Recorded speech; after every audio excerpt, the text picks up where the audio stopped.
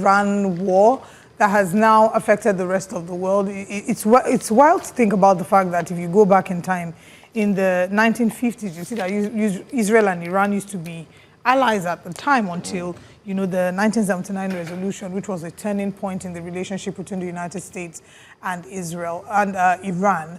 But what we've seen now is that the Ayatollah, Ali Khamenei, has been killed. He was killed, and his death has been interpreted by different people, you know, in different ways. On the one hand, there are people who are protesting on the streets of Iran and saying that there will be vengeance, they will avenge the death of the Ayatollah. He's the second,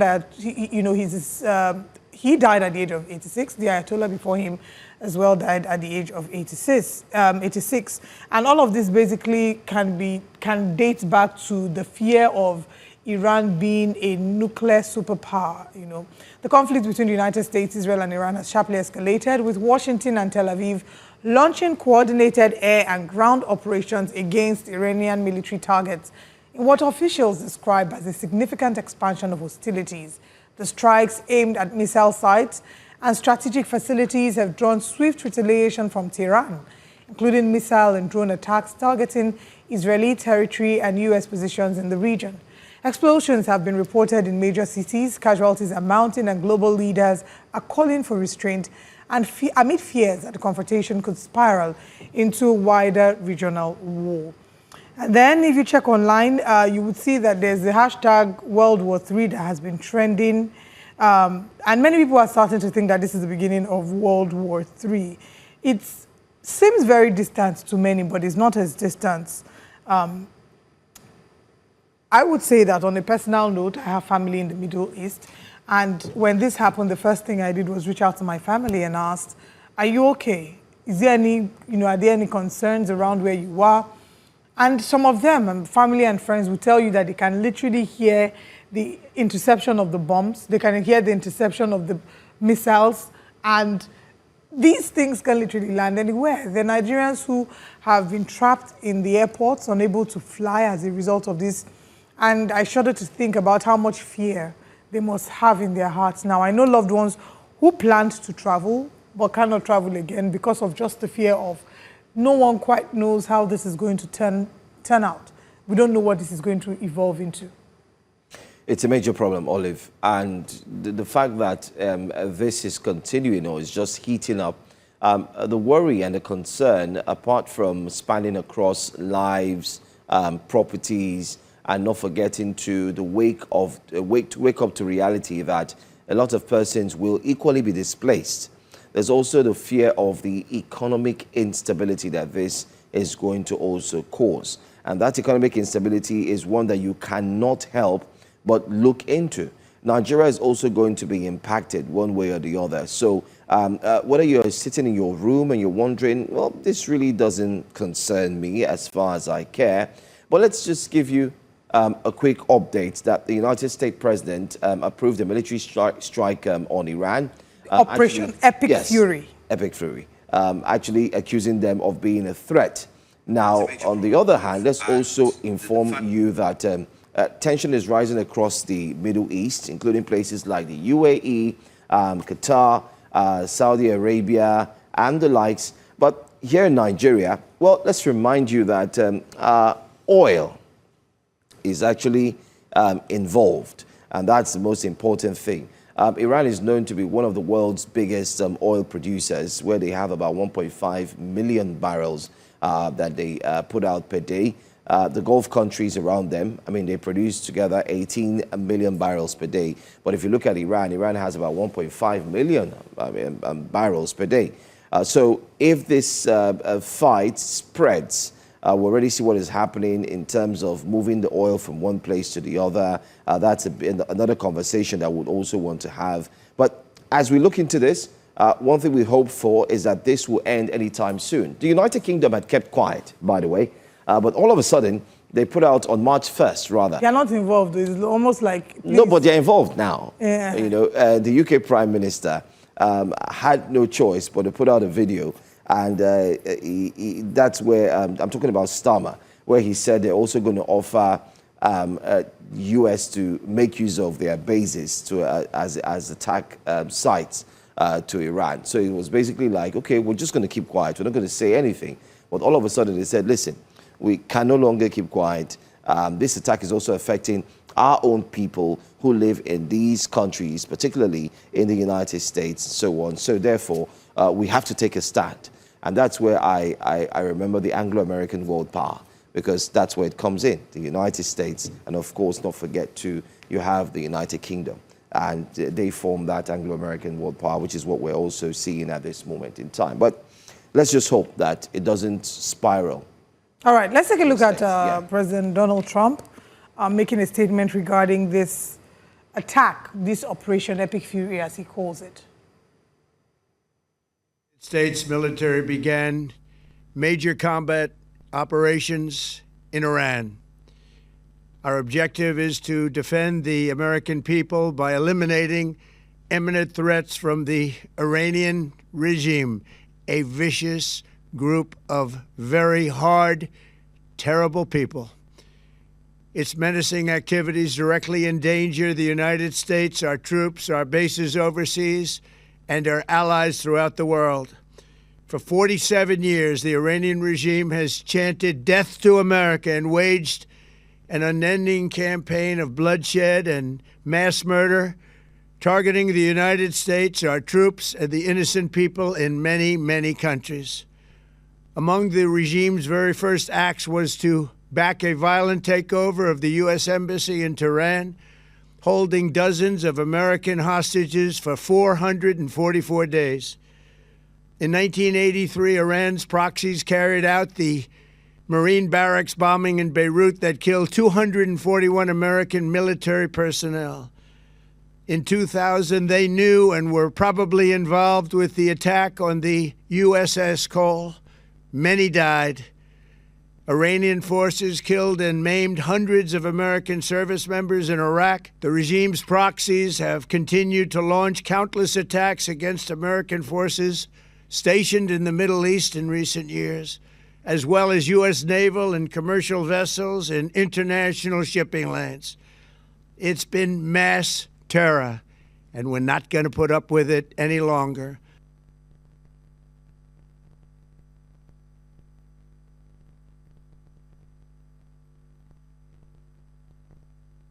States of America, President Donald Trump, and his statement regarding the war. There have been reactions online. Let's head to social media to see what Nigerians are saying. And you can also share yours as well. Roshan Rai says, World War I happened because of Austria-Hungary. World War II happened because of Hitler. World War III is happening because pedophiles want to divert attention from the Epstein files. So yeah, there are those who believe that what's happening now is Donald Trump's attempt to divert attention from the Epstein files. If you recall, the most recent people who have been interrogated, Hillary Clinton and her husband, Bill Clinton, have been, they've been taken to the dock as well. And people are asking, why is Hillary Clinton being interviewed for acts, quote unquote, of her husband, Bill Clinton? And why is the person whose name is mentioned multiple times not brought to the stand? And that is the person of the President of the United States of America. These are some of the comments we've seen online. Our next tweet away from here, Putin, 73 years old, Trump, 79 years old, Netanyahu, 76 years old, Narendra Modi, 75 years old, Xi Jinping, 72 years old, now the deceased Khamenei, 86 years old. All of them have lived their lives and witnessed their peaks already. The next generation wants peace and growth, not World War III. The world needs young leaders now. Daniel Rega says, Nigerian government can't save you if World War III happens. Keep that at the back of your mind. The government that can't even save you from common bandits. Wow. And by the time Iran is done with the whole of Middle Eastern states, the Middle Eastern states will come to the realization that the U.S. is truly not their friend, but only seeks to protect and defend the interests of Israel, and according to Agba John Doe. And these are the reactions to the fears of World War III, with many assuming and making speculations that this just might be the beginning of that. Like we can see, the clear indications of this is that the United States is trying to protect its interests, ensure that Iran doesn't become a nuclear superpower, and just by it being in the way that it is or running its affairs in the way that it has, it's endangering or they're trying to nip the potential of Iran being a form of danger to them, not just now, but in the future, doing this in alignment with Israel. But let us know what you think about this on YouTube. Now let's come back here to Nigeria. This one's a very interesting story. Joe has been complaining about power. Many Nigerians have been complaining about power. One other interesting factor, or one other interested person who has complained about power is the Edo State governor. There was a peaceful protest in Benin City, Edo State on Monday as residents demonstrated against persistent blackouts and the billing practices of the Benin Electricity Distribution Company.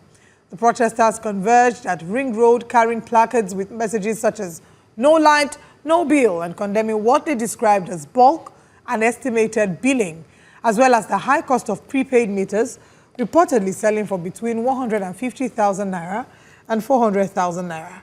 Now, speaking on behalf of the group, Ogbidi Emmanuel said residents were compelled to act over what he termed oppressive practices and a lack of transparency in the company's metering scheme. In a show of solidarity, Governor Monday Okpebholo joined the demonstrators, assuring them of swift engagement with stakeholders and promising efforts to attract new investors to break the monopoly in power distribution and improve supply.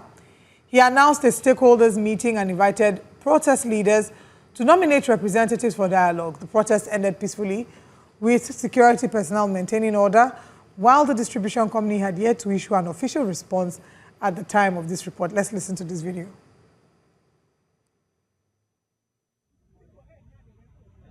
There are people that own BEDC. It's not government-owned property. Yes. Even though Edo State, Ondo, Ekiti, Delta, we have stake, but it's just very small. The percentage is very small. So we do not have control over BEDC. Fidelity Bank have larger share on BEDC. They have better stake on BEDC. Now, I don't want to ask who owns Fidelity Bank. Who are the owners of Fidelity Bank? I leave that to you to answer. Tomorrow they will tell you I don't have anything. So I want to let you know that somebody who wants today come in to say it is now we start buying granite or buying corn just for people to vote for him. If you enter there with what you are seeing with BEDC, will Edo be safe? Nigeria be safe? No. So I want to let you know that the only way we can fight them is to bring stakeholders into this business of distribution. I want to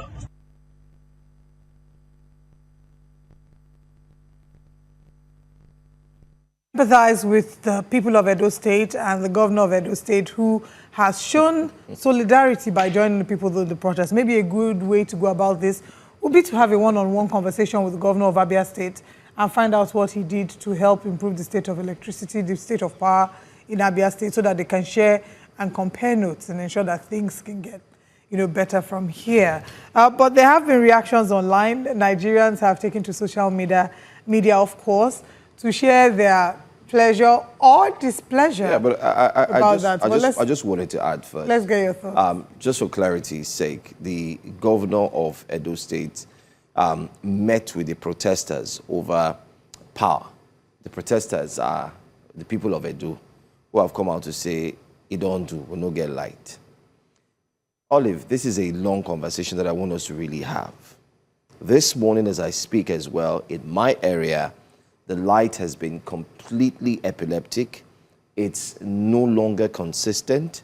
In as much as we're placed on Band B, later on, the federal government did mention that we're on Band A. As we speak now, there's a statement, there was a release, a press release that came out and said those who were in Band A have now been moved to Band C, those in B were moved to D, and those in C in some areas remain in C. Why the movement? Why the discrepancies? Why the changes? I mean, why the governor had to come out to join that protest? I'll tell you why. The reason is because Some comedians have been mocking the governor, and not mocking, I don't want to use the word mocking. They've been speaking openly about what is going wrong in the state. Now, remember that if this was 3 years ago, the governor of Edo State, His Excellency, Governor Monday Okpebholo, would have been accusing the former governor, Obaseki, or his administration for having wronged the people. But it's been 3 years now, so there is no way you will call on the former governor, Obaseki, as the major reason for why there has been little or less development in the state. Some people also went on the streets, on the roads. They went to the, they call it the GRA. They went to the GRA, which is the GRA, and they pointed out the roads and said, look at the roads, it's so fine, fantastic. They were, in a way, mocking and laughing because the roads were in a deplorable condition. And they were saying, remember the roads that the governor was walking into the gutter? People were shouting, governor, they walk inside gutter. God where they enter Poto. The roads too came up again. People were saying, since the time we walked into the gutter, we'll never see the roads, the beautification, nothing. It has not been commissioned. So where are we going with all of this? The point is, when we narrow everything down, it has to do with leadership and the style of leadership. The governor has been seen granting interviews and saying that he's going to give his life and everything to the President Bola Ahmed Tinubu administration and ensure that it will grant him 2.5 million votes. And people are wondering, how many people there do we won't give him 2.5 million votes? That's one. Secondly, just to wrap things up with my point, the issue with power is a very complicated one. And I think this is where the presidency should speak, but everyone has all of a sudden remained quiet and mute. Yeah. The Minister of Power himself is pursuing his political ambition. And it is so obvious that in pursuant of that political ambition, power in the country is dead. That's one. Secondly, a whole Aso Rock has been removed from the grid, Olive. And Aso Rock is now on solar. Yeah. What does that tell us? So, again, this goes back to the fact that electricity is not a privilege. Electricity should be a basic right for Nigerians, right? It's the barest minimum. We're in 2026. We're not in the Stone Age. Nigerians should be able to access electricity. And it's unfortunate that we're now then making it a situation of who can afford the most to be able to get, right? Electricity should be available to you such that everyone has 24 hours electricity. And then if you're not able to pay your bills, then that's on you. But not that it's not available in the first place. When we heard of Aso Rock going off grid, on the face of it, it looked noble.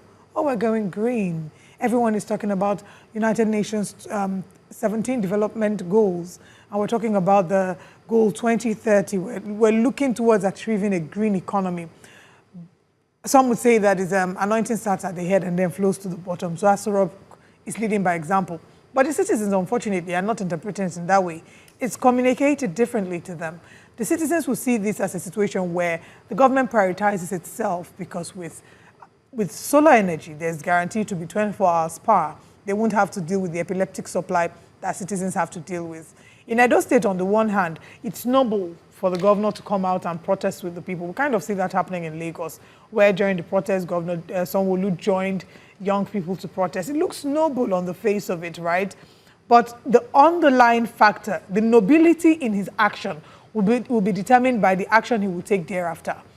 Who is he calling? What meetings is he calling? What are his commissioners doing? Whose head is getting, fired as a result of the fact that people are not satisfied by the state of electricity?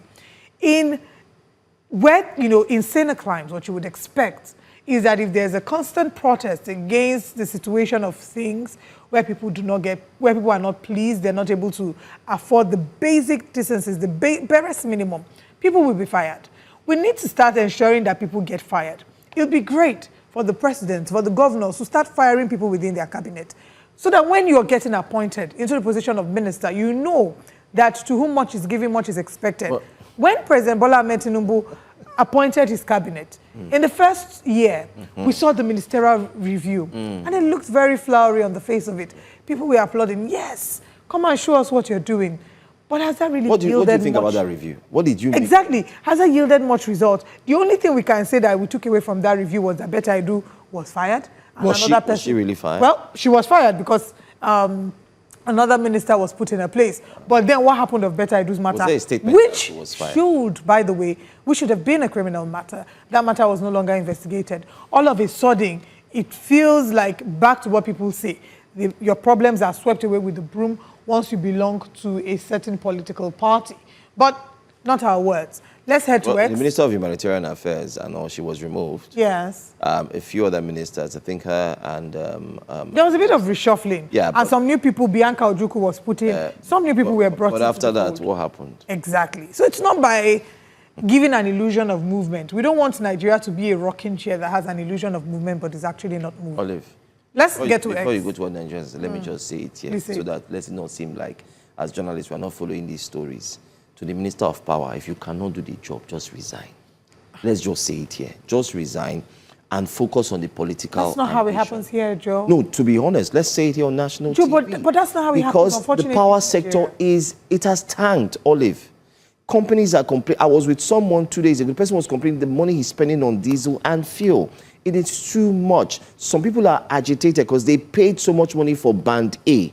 They are not seeing power. It's not working. And then you have a minister who is pushing and pursuing political ambitions.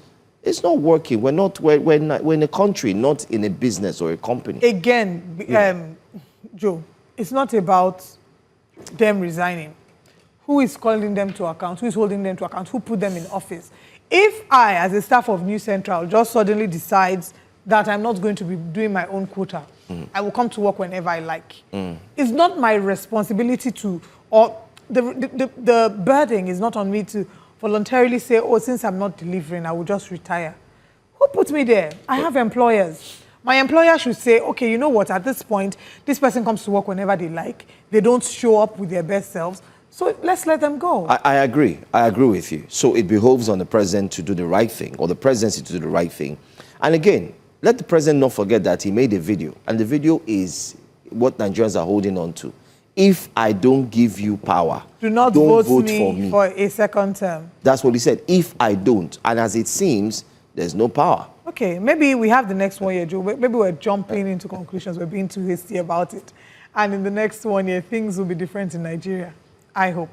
But before we get to that point, Nigerians have been reacting, of course, to that. Let's see what they're saying about Governor Monday Okpebholo heading to the streets.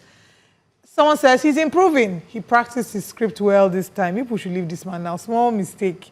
People will take it personal.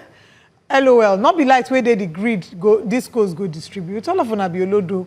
Except there's billions of dollars of investment in private generation and distribution in Edo. BEDC will only distribute what they get from TCN. Fact. Temitayo says. Adebowale says, joining protest over electricity. Now that power is off the exclusive list and states can generate their own electricity, shouldn't the focus be on delivering state-level solutions instead of protesting? Adebowale asks. If you ask me now, who I go ask? Next tweet says, I bet he's been reciting that English since weekend. You people should calm down and focus on the matter. Please, kindly don't lose focus. Focus on the matter, all right?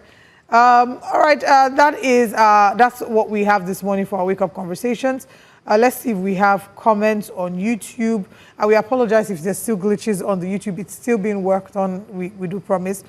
Stanley Amadi says, it's crazy here in Benin. I buy every evening just to keep the food in the fridge refrigerated and charge my power banks ahead of the next day, which with my generator broken down, I need about 100,000 naira to fix it. This is terrible.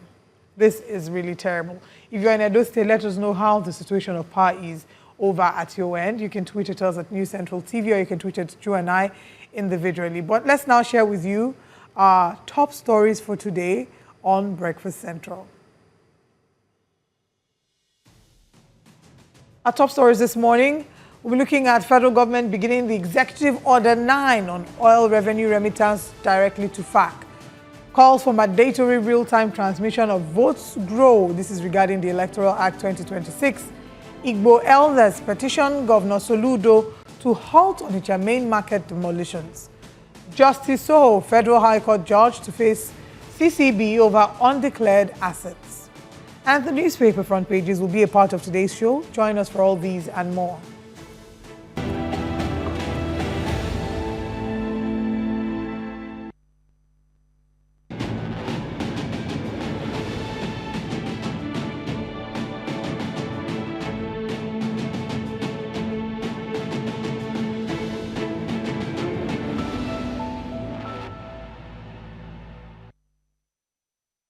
Thanks for staying with us at Breakfast Central. The federal government has begun the direct remittance of oil revenue to the Federation Account Allocation Committee, FAC, following the implementation of a new executive order aimed at improving transparency and strengthening Nigeria's federal fiscal framework.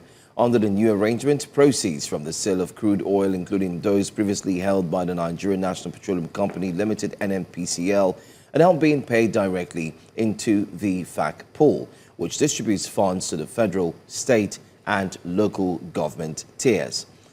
President Bola Tinubu's administration says this move will enhance accountability, reduce revenue bottlenecks, and ensure that oil revenues reach subnational governments more promptly and predictably. It's also seen as part of broader efforts to address revenue shortfalls and bolster state-level service delivery amid growing fiscal pressures. However, some analysts and stakeholders have raised concerns about the implications of this policy, including questions about fiscal federalism, control of petroleum resources, and whether this new model could unintentionally constrain the NNPCL's operational capacity. To help us unpack what this policy shift means for Nigeria's revenue landscape, we're joined by the National Industrial Relations Officer of Pengasan, Dr. Eze Ifeanyi. Good morning, Dr. Ifeanyi. Thank you for joining us. Good morning, and thank you for having me. All right, let's talk about Executive Order 9. Help us break down what really Executive Order 9 entails and what this new directive, will do. How does this direct remittance of oil revenues to FAC change what was previously existing in the system? All right, Executive number 9 is very simple. What the president has done is that he has asked that every oil revenue gotten should be directly remitted to the federal government account. This is not what is happening presently or what was happening before the executive order. In the PIA, there is this leeway for NNPCL to keep a section, a minor section actually. If you look at the total revenue NNPCL gets is about 1.5 to 2% of the total money they receive, to keep it and use it as running cost. That is management cost or maintenance cost. So, but now the federal government wants the whole money straight to the federation account.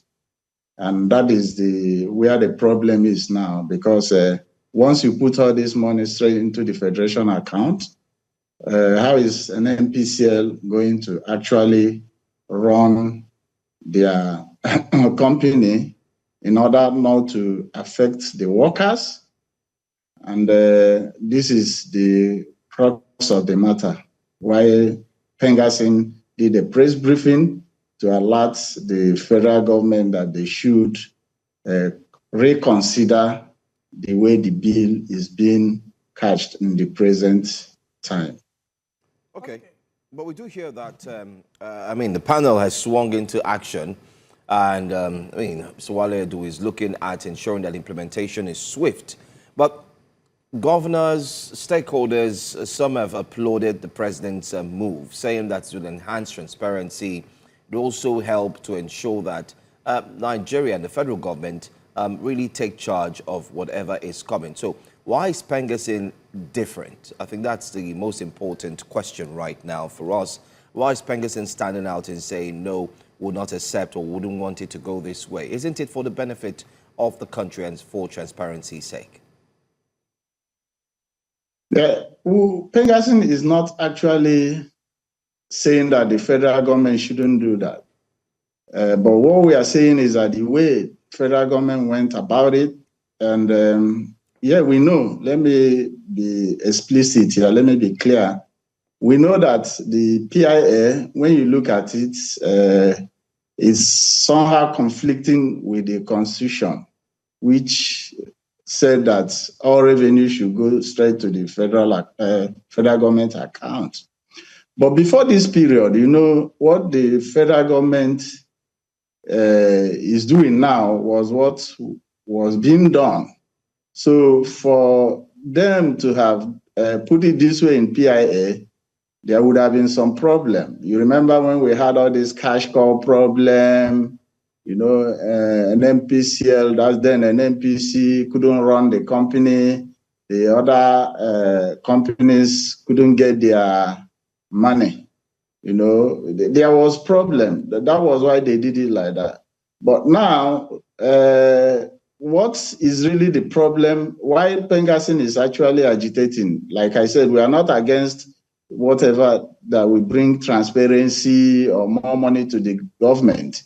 But what we are against is a situation where you make a law or a rule or executive order, at the end of the day, is going to cause a crisis in the industry, and our members, we wouldn't be able to take care of our members again. Unionism, the major function of union is to look after workers' welfare and to keep their jobs.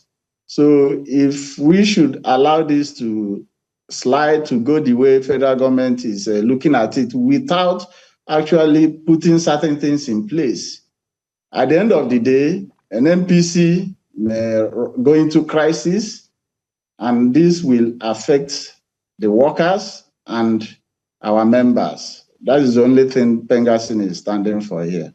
So when you say it will affect your workers or members, do you also see the perspective of the government as to why it was important for the government to do this? For the longest time, the NNPCL had come under strong criticism as to how very, how shrouded in secrecy. Many people couldn't even account. We couldn't say this is how much for certain comes into the, into the federation account. Do you see the angle that the government is coming from and the logic to that? I think I've already said something towards that we are not against federal government moving all the money down to the federation account. But now, how will an MPC be run? What money will they use to run an MPCL so that our members will not be affected? That is what we are actually asking for. Okay, so yes. My follow-up question to that would be, seeing as you are in support of the government going ahead, but your concern is you don't want the citizens, you're not particularly excited about how the government went about it. Would there have been a better way from your perspective that the government should have done this? Yes. Okay. You see, for us, all we actually wanted was for the federal government to review in totality the PIA. So if they take it to National Assembly, all stakeholders will come there and say things, defend their area, make contribution so that the review will be holistic. At the end of the day, nobody will be shortchanged or we won't have crisis. And remember again too, by the time you change policies like this, laws, constitution, by executive order, the investors, they will be agitated. They may not be happy because you invest your money tomorrow and the executive order will come and change the goalposts and you run into crisis. So those are some of the things we are actually fighting against. That federal government, they're in good terms with their National Assembly. Everything is within their beck and call. They should have pushed this through the National Assembly so that stakeholders will come there and discuss it and to get a better way to put the PIA so that no one will suffer. Federal government will get what they want, while an MPCL, for instance, will still have enough revenue to run the company. Okay, the Minister of Finance, Coordinating Minister of the Economy, Mr. Wale Edu, has said that the transition period will be done in a way and manner that it will not affect investor confidence. Looking at the fact that what Executive Order 9 is really asking for is the remittance of, tax oil profits, name them, and so on and so forth. But I do understand that there's a fear from Pengassin concerning the investor confidence as well, which is a normal fear every other person should have, whether it would affect them or not. But Has Pengesin made a move to sit or meet with the president? Because it's always clear that maybe whenever it's from the NLC side, we do see the member of the TUC go into Aso Rock and sit with the president and have a tete-a-tete. But in terms of this Executive Order 9, has the presidency better still welcomed a communication with Pengesin to meet one-on-one so you can express what your fears truly are? And has Pengesin tried to reach out as well? Exactly. Yeah, after our press release, of course, which we did to draw the attention of the government to the likely plight of our members if they should go ahead. We've been meeting with them. We've been meeting with the committee, and I will tell you that it's our meetings with them that has brought. There's a technical subcommittee now being set up. If you check today's Daily, for instance, Punch, you will see I think they captured it. This should be one of the fallout of our meetings with the committee. We've been meeting with the committee to see a way to harmonize it so that it will be a win-win situation for both. Okay, so going forward, what are the next steps we're expecting from you, from the government, and any other things that you might have missed out in the conversation as we're wrapping up?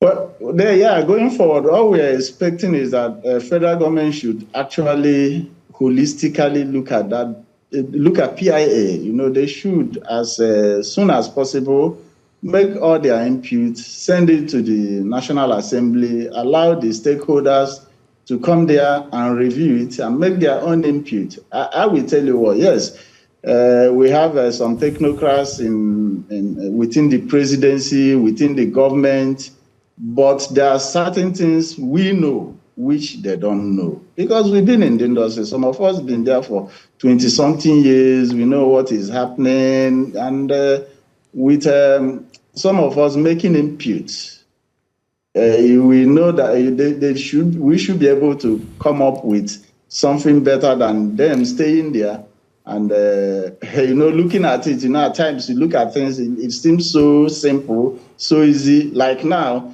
I think from the publication, we still allow an NPCL to collect the money, then pay it to the federation account. And maybe from there, they will now send their management fee to them. Although that was what was happening too before this PIA, by then too, we are having issues. Once you pay money to a federal government account, for it to come back to you is another problem too. Go and check. The bottlenecks That's back and forth. Yeah. It's quite understandable what the fears are. Well, let's really look forward to see that this would be amended and then there could be a sit-down discussion. I mean, since the coordinating minister of the economy has also said that they will take it one step at a time to ensure that the transition is done appropriately. I want to say thank you so much for joining us. And we look forward to hear a very positive update anytime soon. Yeah, thank you very much for having me this morning. Thank you for your time. Let's move on now to our next story. The Independent National Electoral Commission, INEC, has assured Nigerians of its readiness to deploy technology, including the electronic transmission of results for the 2027 general elections. The chairman of the commission, Professor Joash Amupita, gave the assurance during a citizens' town hall meeting in Abuja themed Electoral Act 2026, what it means for your votes and the 2027 elections. Well, while assuring stakeholders that the upcoming general elections will be the best ever witnessed. He, however, played down expectations that the polls will be perfect. News Central's Aishat Saliu reports. But before I say that, the forum brought together civil society organizations, political parties, lawmakers, and other key stakeholders to deliberate on the implementation of the new electoral law ahead of the upcoming general elections. The contentious real-time transmission of election results, electoral transparency in a free and fair environment were also brought to the front burner as discussion inflamed emotions among participants. INEC maintains it is ready to transmit results, but logistical challenges for real-time transmission of results remain. INEC will strive as much as possible to give this country the best election. However, we may not be able to achieve 100% perfect election for now. But as far as electronic transmission of results is concerned, I said it before FCT Area Council that we have the capacity to transmit the results, and that we're going to transmit the results. The only concern was real time. How do we ensure that when people vote, result and vote align, result declared and the result of vote align? We should not take the provisos that are added to the electronic transmission of voters as though it is something that just accept it like that, manage it, as Nigerians normally say, no managing. Other gaps were equally flagged with the Electoral Act 2026, which stakeholders say it begs to be addressed ahead of 2027 general elections. The review that you have to go back and begin to put NIN and all, the time to do all that is, and then the time for primary election, it is difficult to meet up, if not impossible. I don't see any party that will be now that doesn't have whatever that you have to start going back now to review. For the campaign limit now, presidential campaign for 2022 is 5 billion. Now it's been taken to 10 billion. And for governorship is 1 billion. It's been taken to 3 billion. Many people who want to go in for elections, where are they going to get 1 billion? There's still a lot of errors, and I'm not sure if you've gone through it, and you'll notice that there are things from typos. So there is still time to amend those things. And in addition to that, because there was speed, because the normal process will be before the president signs it, you should have had a copy to read. So you could have marked off all those errors and say, oh, before you sign it, this contradicts this contradicts this. The Electoral Act 2026 introduces clearer provisions on electronic accreditation and result management, tighter timelines for political party primaries, stricter penalties for electoral malpractice, and enhanced oversight mechanisms aimed at strengthening Nigeria's democracy. In Abuja, for News Central, Aishat Salihu. The conversations about the Electoral Act, the reform of the Electoral Act, as well as the budget assigned to elections in Nigeria is far from over. To whom much is given, much is expected.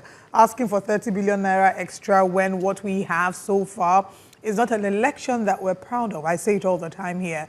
The test of any country's democracy is largely dependent on the quality of the elections that country can carry out.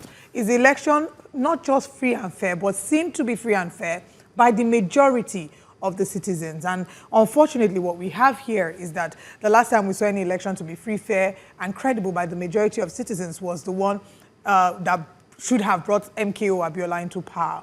Nigerians are still complaining about the quality of elections. So asking for 30 billion naira extra, that's a bit concerning. And then it goes back again to Section 60, subsection 5 of the Electoral Act amendment, which yesterday we had Festus Okoye join us on the show, who was a very huge part of the INEC at the last elections, and he was explaining how he believes that the focus should have been on Section 60 sub 5. So 3 sections were brought into focus. Section 60 sub 3, Section 60 sub 5, and his argument was that the mandatory and the manual transmission should both be prioritized in such a way that the digital transmission is prioritized over mandatory, so that where there is any issue of disparity, the digital transmission should be the one that many would focus on. Unfortunately, that's not what's happening. On ECATA. I think we should just put it in simple terms so Nigerians will understand. Please do. Festus Okoye, when he joined us yesterday, yes, he openly expressed one thing that Nigerians are missing in the fight against electronic transmission. He said the fight shouldn't be about just electronic transmission. It should be that whatever has been signed and has been put on the IREV should be used. However, mandatory, that's what he said, that it should be used. But he said whenever the collation goes to the center, it is the paper that they use. That's where the fear comes in. What if somebody puts like tampers with the paper? They will not revert to the one on the IREV. They'll revert to the manual one. Because the manual one can easily be tampered with. And that's what they use in the collation center. But one thing that shocked me in this report is that the INEC chairman said, and I quote in his words, he said, "We may not be able to achieve 100%. He cannot guarantee 100%. How many percentage can he guarantee? And I'm hearing 30 billion for the account. How many percent can he guarantee? See, until we get to that point where I think I can understand, I think his fears will be from last year, last elections. We saw Mahmoud Yakubu, you know, and the way in which he guaranteed, and even with Festus Okoye, there were certain guarantees they were giving about the elections, and then the election happened, and many people said that. But, Olive, I'm sorry to butt in.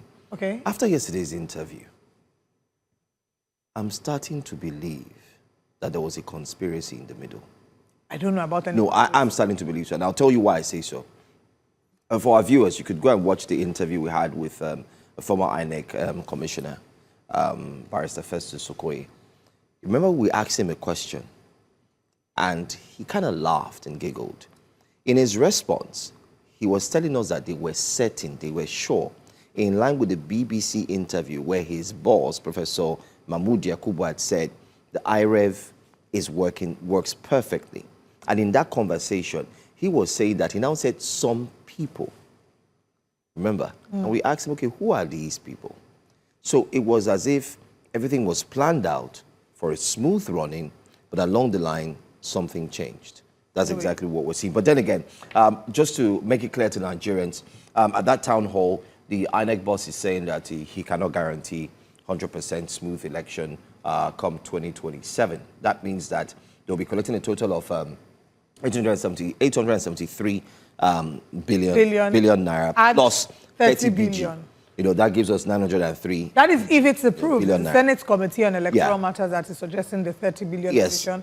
We do not know yet if it will be for sure confirmed. And people have reason to say the Senate cannot do that because when they approved the budget, did they not do their due diligence to know how much will be So why are they adding? And what's the 30 billion for? Because they already have miscellaneous. They already have miscellaneous and logistics already. Extra logistics. They don't want to hear what stories that touch. Anyway. Let's move on from electoral matters to talk about political matters. The last is yet to be heard of the crisis in Kano State, born out of the ongoing political realignment and defection of the state governor, Governor Abba Yusuf, from the new Nigeria People's Party, NNPP, to the All Progressives Congress, APC. Now, this is as state government appointees who resigned from their various positions and are loyal to the national leader of the NNPP, Rabiu Kwankwaso, have accused the government of what they describe as victimization by the state following the alleged confiscation of their official vehicles. The plot thickens. Now, speaking to News Central television crew in Kano State, residents have called on all actors to sheath their swords and shun acts capable of hitting up the polity in the state. News Central's Emmanuel Bagudu tells us more. 10 political appointees, including commissioners and heads of departments and agencies, have either been dismissed or resigned following the governor's decision to align with the All Progressive Congress. While the deputy governor remains in office, he has been absent from recent state functions since the governor's defection. Reactions and counter-reactions have trailed the development. The latest is a legal action reportedly filed against the state government over the alleged forceful retrieval of official vehicles previously assigned to the former appointees. And unfortunately, we are even seeing it as a type of kidnapping, political kidnapping, because there are some people that doesn't even understand the basis why he's moving them to the APC. But they follow him because of one reason or the other. Some people have contract, they will tell you that if you don't support the governor, we will not pay you. Some people, he has promised some people to be rewarded with. Residents say political realignments are part of democratic practice and should not create unnecessary division. Siyasa ra'ayi ce tsakanin ɗa da uba da mata kowa yana ra'ayinsa. Baka da ikon ka tirsasa mutum ka ce sai ya bi ra'ayinka, amma idan wanda yake jagoran gwamnati ice ga inda zai bi din a matsayinka na mabiyi kace ba za ka bi ba, to kai ma automatically ka san ka riga ka kori kanka. Tunda bayan da za a rufe kofa da barawo.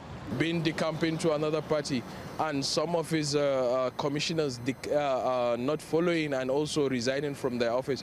I believe the government is for Kano State.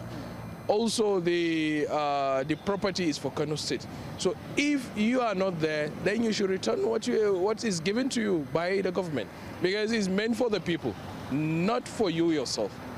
Waɗannan abubuwa ababen hawa waɗannan da aka karɓa duka namu ne nasu ne, saboda haka idan mutum ya gama dama ya kamata a ce ya aje su mu hakurkurtar da kanmu mutanen nan idan sun bari sun koma wata jam'iyya ko kuma sun koma jam'iyyar da suke ciki duk abu ɗaya ne. With presidential and governorship elections less than a year away, observers say further political shifts may unfold in Kano, a state widely regarded as a key electoral battleground. In Kano for News Central, Emmanuel Bagudu. That is a clip from Emmanuel Bagudu there, talking about how there are mixed reaction. Those who say these cars are ours, return the car, do not take the car. Others who say, you know, it's lots of political drama happening behind the scenes. But maybe I should get Joe's reaction to that. Do you think they should have taken the car back? It's starting to look all right and very insensitive. You see this thing about governors moving to the incumbent, the ruling party, and then all of a sudden they want to take all of their members. Remember we saw a replication of something like this happen in my home state. Yes, but I don't know that they all, I know he mandated them. Yes, also. Governor Moino has said anybody that doesn't move in the next 24, 48 hours. Resign. And some members resigned. They said, no, you can't force us. This is not our creed. This is not who we are. We were here for a certain reason. And after some resigned, a few months later, another person resigned. His SSA, I think so, also tendered his letter and said, now, do these public office holders understand that also it's a betrayal to the citizens because we do not run a political party system. That's how elections run in Nigeria. So when a person is being voted, it's not necessarily the person. Yes, there's an element of the person, but it's also the party. The party is the vehicle by which you got into that position. The citizens voted, there's no name. You go to the ballot, you do not see Abba Yusuf as a name. You see the People's Democratic, the New Nigerian People Party on the ballot. And then the citizens of Kano vote that party. You get into office a few years in and you decide all of a sudden the NNPP is not a good enough vehicle for you. It's time for you to move to the All Progressives Congress. Yesterday we had the national leader of the All Progressives Congress join us on the show. And this was the question that was being asked. Since we're seeing a mass movement of governors to the All Progressives Congress, isn't there the fear? Is the fear valid of citizens when they say that it feels like there'll be no one to be a viable opposition anymore because the opposition is now merging? This is not one big happy family. We're not meant to be one big happy united family. There's something called checks and balances for a reason. It's why the different arms of government, the executive, the legislature, and the judiciary all serve as independent arms to check each other. It's the same way opposition functions, as opportunities or platforms to be able to checkmate each other so that the executive, the party in power, is on its feet. They're on their toes. They're not resting because they know any out of order step, the opposition is bringing it up. It's why Funsho Doherty, here in Lagos, he played and continues to play the role of a viable opposition. He's analyzing the budgets. He's pointing out the anomalies in the budgets where there's an over-appropriation or an overestimation of certain amounts. He's pointing it out. So that is the role of the opposition. But if the opposition is moving into the party, the ruling party, the party that has the broom to sweep away all their problems, then what is the fate of Nigerians? It's funny, Olive, while we're here this morning, I mean, that report, kudos to our reporter, showing that you appointed commissioners. And because some of the commissioners refused to move, you're now collecting their cars. In that report, a member said that it's now bad that they're even telling you you will not get paid if you have not moved. You will not get some transactions.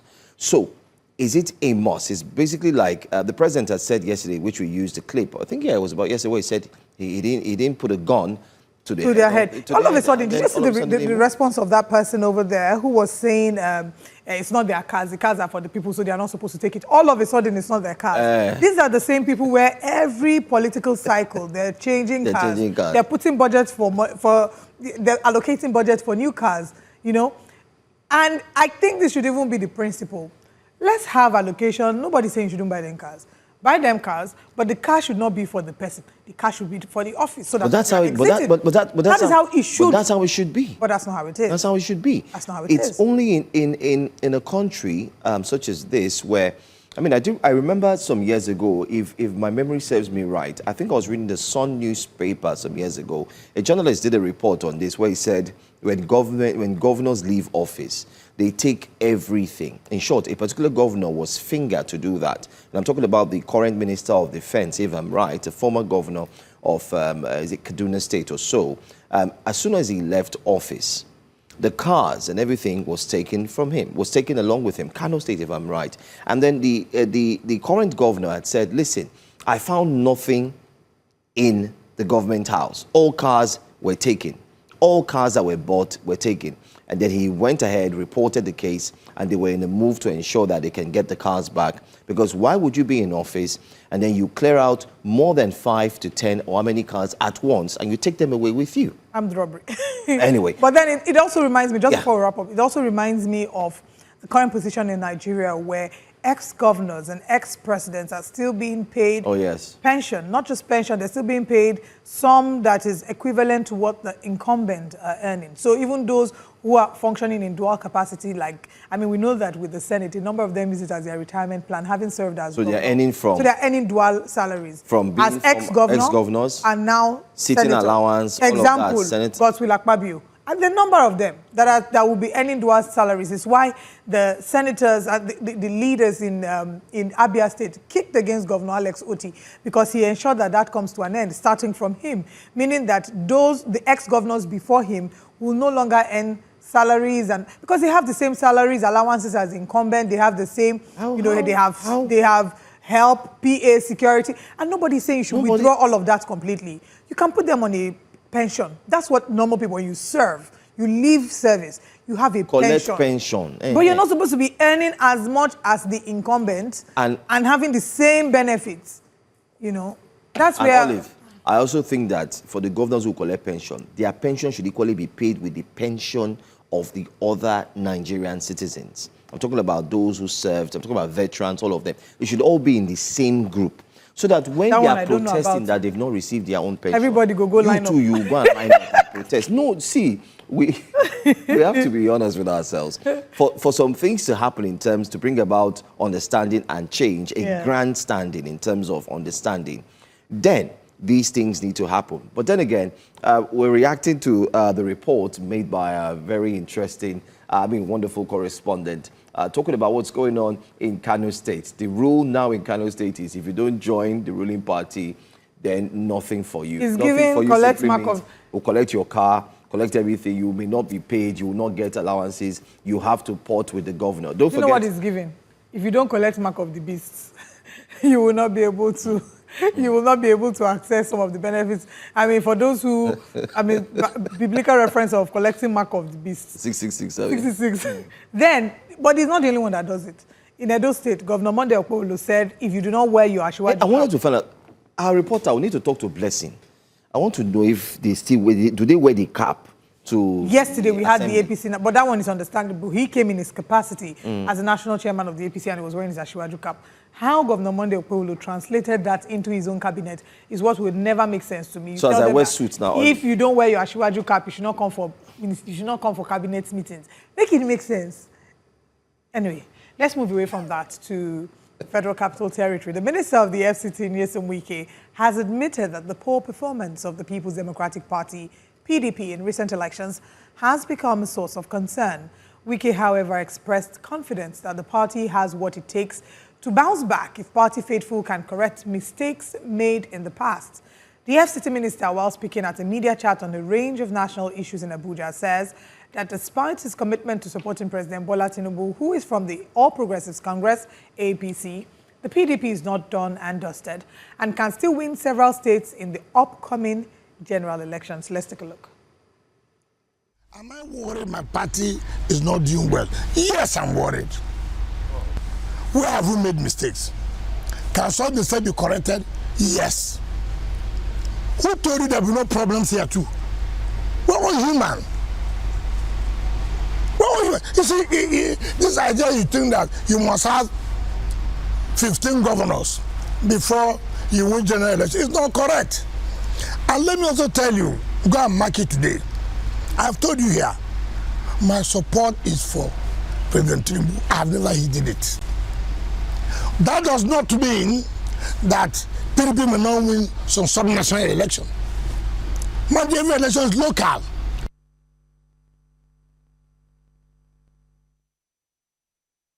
And that is the Minister of the FCT in his usual manner granting the press release and asking... Media chat. Thank you very much. Media chat and answering the burning questions on the lips of journalists. At least the one thing we're setting off is he will not say, that's a stupid question. No, actually, he did toe that line yesterday. Yesterday? Oh, yes. I didn't see that. When a journalist asked him, he did say that Senator Igbo will not return. That he's saying it clearly. No, I'm talking of like insulting a journalist's question, like... okay. Like, yeah, but he said it in a different manner. He said, you are the problem. You are part of the people causing problem. You are just, you are the problem. You are part of the people causing the problem. You are just sharing bad news. So what he was saying, he said Senator Igbo will not return. And the journalist said, you don't have the power. I mean, if I would ask the same question, and I must applaud the journalists, I mean, you don't have the power to say she will not return. There's something quite synonymous with what we're seeing play out. In our years as journalists and trying to cover the stories, we've often heard politicians and people in power say, we are going to win flawless, or we're going to win smoothly, or we are going to deliver 2.5 million votes. But in this one, we're hearing, I will deliver, they're even calling the numbers. One has to be, I think we need to be circumspect with when it comes to that, because when you promise that you're going to deliver a particular number, it may be tantamount to, or it could be read as maybe a possibility of changing, influencing, and that is against the constitution of Nigeria. They would argue, their argument, for that would be that they're only speaking in aspirational terms, so it's more of encouraging. I mean, when was it the Anambra State governor? I don't want to go through now. Yes, it's Anambra State, I believe. When he had done this open competition where they were giving people who had the highest word, with the words that had the highest votes, money. I mean, he had called it inducement. And inducement is a crime in our electoral laws. He said, no, it's encouraging the people to go out and do more campaigning. And that's probably what they will say, that they're encouraging more. I mean, he said it. The FCC minister said, APC members, when they asked him that the president said he would sack him, he said the president is joking, that why are they taking things too seriously and so on. Anyway, let us know what your thoughts are, definitely. Breakfast Central, it's Tuesday and we are still live. Drop a comment or two. It's time to go into the second hour, but before we do, let's bring you a recap of some of the major stories we've had here on the first hour. A quick recap. We've talked about all revenue remittance to FAC as it begins and why they are disgruntled. Electoral Act 2026. The INEC boss says he cannot guarantee you 100% to... Take note. And the FCT minister worried about PDP failings, and he also spoke a lot, which we've been able to look at just one aspect of it. Do us a favor, stay with us as we bring to you what's coming up next for the second hour. Onitsha Market demolition row. The governor is going ahead. Justice Tsoho to face CCB. There are rumors of a whole lot. And CAC budget defense, how it went, what happened. Stay with us. We'll be right back.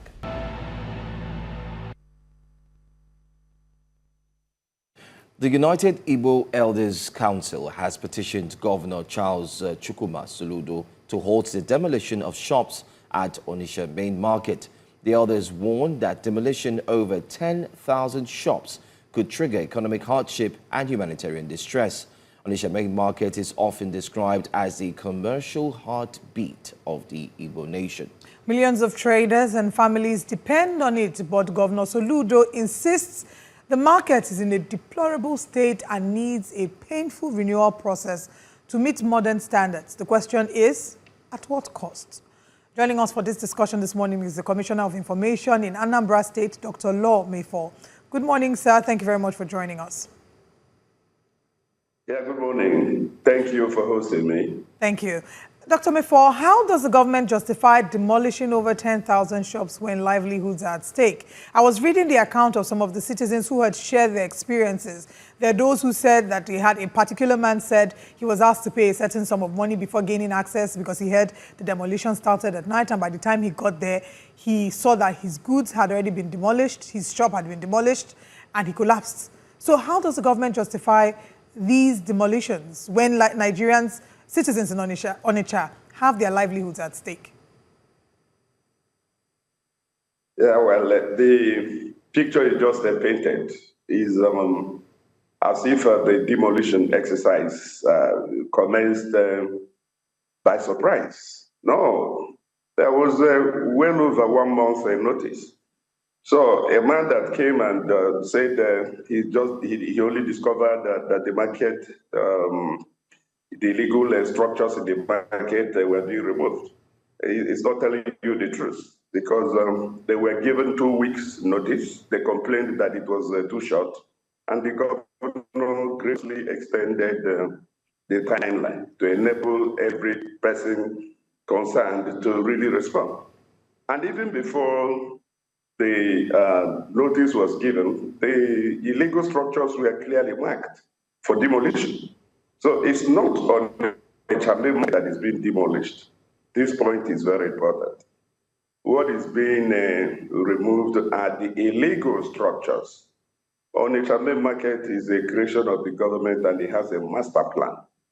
After the master plan was implemented by building Onitsha Main Market, the people started converting the open spaces in the market to shops. An example is the 3 parks meant to service the visitors and the traders in the market.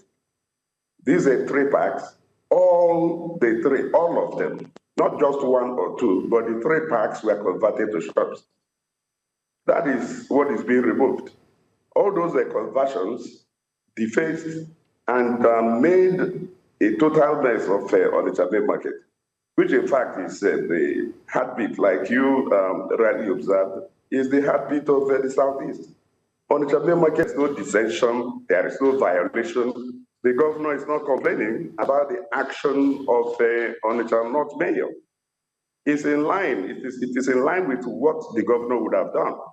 So he's not complaining, otherwise he can file a case for trespassing against the mayor. But he's not likely to do that, because that is what the governor actually would have loved to do if he wasn't restrained by the courts. Okay, so as we speak now, what's the way forward? Is this going to be a permanent thing? Is there any alternative, like I initially asked? What will conclude and close this matter? Well, for me, like I said before, if the traders need any further relief, they know what to do. Reach out to the governor. Yes, they have direct access to the governor. They need to reach out to the mayor. And like I said, there are alternative markets in Anambra State. Every town has a market. They have places to trade. It must be in Onitsha Main Market. Onitsha Main Market, before this demolition exercise, is now named nearly 50,000 shops. Originally designed to host about, it's not even up to 10,000 shops that was originally provided for. So now you're talking about 50,000. Like the conversion of parks to shops and all that. These are illegal structures that must be removed. You know, the point I'm making is that there are other places that are yet to be demolished in Onitsha Main Market, and it will be done. It will be done. And if Onitsha North Mayor does not do that, by the time I get the orders, the government will continue from where Onitsha North Mayor stopped, and ensure that all the illegal structures are removed. It is regeneration. We're trying to regenerate Onitsha Main Market to make a direct, very good and robust attempt to recover its master image. You know, recover its original essence. It is doable by you can see that all this debris is removed, Onitsha Main Market will begin to wear a different look. And then the regeneration and modernization will commence in earnest. So the way forward for the traders remains coming together and reaching out if they need any relief. Many of them are already resettling in other markets. The rest should follow suit. They mustn't be in Onitsha Main Market since they have alternatives, even in their own towns. Even in their own hometowns, they have alternative markets where they can trade. Like I said, Anambra has 179. All right. None of these communities is market. Okay. Dr. Lomefo, the Commissioner of Information in Anambra State, thank you for bringing us up to speed with regards to the situation in Onitsha Main Market, and we'll continue to follow up with the story. Thank you for your time. Thank you so much. Thank you for hosting me. All right. Let's now go on a very quick break. We'll come back to continue conversations this morning on Breakfast Central. Please stay with us.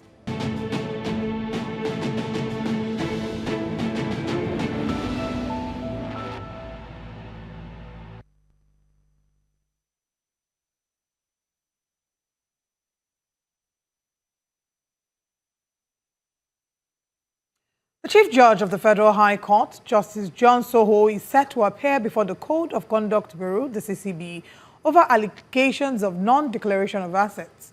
John Tsoho was accused in a petition of failing to declare 3 accounts with 2 Nigerian banks allegedly in violation of the Code of Conduct law. The Anti-Corruption Agency may file charges if a prima facie case is established. Conviction could attract up to 10 years imprisonment and a 10-year ban from holding public office. In a statement signed by the court's Director of Information, Dr. Catherine Obi Christopher, Justice Tsoho requested that the Bureau fix a date beginning from the week of March 16, 2026, as convenient for his appearance. This comes as the National Judicial Council, NJC, has constituted 4 probe panels to investigate 27 High Court judges in the country over various alleged judicial misconduct brought against them. Joining us to discuss this is the principal attorney at Advocate Populi Law Firm, Peter Ekao. Good morning. Thank you very much for joining us. Good morning. Thank you for having me. First of all, maybe we should start by what picture does this paint? How does this portray the judiciary? In what light? We're seeing that there are about 27 justices that are being investigated for something similar. How damning a picture is this to the judiciary? At this point, I think it will be sort of prejudicial for us to based on this allegation, right, form a picture of what is happening in the judiciary. It's an allegation at this stage. Yes, so I think presumption of innocence. Exactly. So I think it will be good for us to see how it pans out, the investigation, you know, and then it will give us a picture of what it is. But I don't think we should, on the basis of this investigation, form that opinion that is either damning or otherwise. That's my initial Okay. take, yes. I mean, I understand that you're a lawyer, so you would also have to play very, very safe. I have 2 lawyers here. So then that means I'm the only one who is legally allowed to ask the strong question. Please, feel free. Whoever wants to answer the question should answer. Whoever doesn't want to answer, I will have to prune my way through. My question would be, yes, please. We've seen the justice whose name has come up in so many other stories in terms of political party affiliations, not him himself, but of course rumored and alleged, when many have talked about the resolutions, or better still, the issues that have come out of court. But let's go to the law itself. I'd like you to put us through, and also our viewers, what does it mean when a justice of the Federal Republic of Nigeria fails to declare his assets? What tone does that set? And what's the risk if he doesn't do that, he or she? Okay, so Section 15 of the Code of Conduct Bureau and Tribunal Act actually mandates every public officer to declare his assets upon assumption of office, every 4 years, and at the expiration of your term. And you're also expected to declare both your assets, your liabilities, those of your spouse, those of your children who are, yes, those of your children who are below, unmarried children, who are below the age of 21, you're expected to declare this assets. It's a requirement of law. And then Section 23 imposes the punishment where you fail to do so. So the Code of Conduct Bureau has a duty to receive the form, the declaration form, verify same, whether it is correct, and then if there are breaches, they have a duty to refer it to the Code of Conduct Tribunal for trial. And then you have also read out the punishment that can happen. Section 23 says he can be restricted from holding any office for a period not exceeding 10 years. He could be removed from office, and a lot of things can happen. But what what is the impact? What is the effect of him not declaring, apart from the punitive measures provided by the Act? If it turns out to be true that a judge who presides over cases, who convicts people, does not declare his assets in line with law, then it will be very, for the want of a better word, it will speak very ill of the judiciary at that level. Not all the judges are guilty of this, but if, I'm using the word again, if it turns out that it is true that he has not done so, then we do not have anywhere to run to. He must face the wrath of the law. That is what it is. So, yes, if he does not declare it, yes. No, in other words, I want our viewers to, because one of our focus, yes, especially on breakfast, is to ensure that we break it into simplest terms. He must declare. Yes. He must declare that of his wife. He must declare that of his children. He must do it every 4 years. And when he leaves office, he must still declare. So like Olive now, okay, she's not in justice. No, she's not a public. She's not a public officer. Please, I'm just a private individual. Our wealth is for her. Just give us a little task. We are good to go. Okay, let her just pay just a little. Okay. I'll follow up with that when she pays her tax. Why are you putting me on this? No, I know. I'm not Justice Tsoho.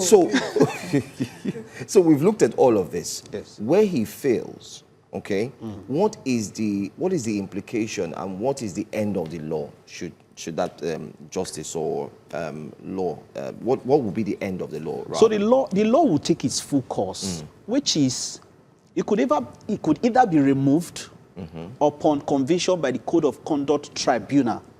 It could either be removed, it could be banned from holding office. But apart from these punitive measures stipulated under the law, what is the essence, what is the reason why this law was enacted? It is so that to prevent corruption. Yeah. If, for example, you are a judge, if the law says you can only do farming, apart from your salary and emolument, you can only do farming. So if, for example, a judge becomes so wealthy, that's the essence. So we check you. You had 10 million naira when you came into office. How come you are living with 100 million? Exactly. And you have buying properties everywhere. So it's, we begin to check. Because justice is so fundamental that we cannot leave it to corrupt people. And we must state here that not all judges are corrupt too. Right. There are so many good judges who are not corrupt. The NBA wrote a letter to the Code of Conduct Bureau. When we come back from this very quick break, we'll take the letter and then talk about the principle of the independence of the judiciary and what that means in the light of this case. We'll be right back in a moment.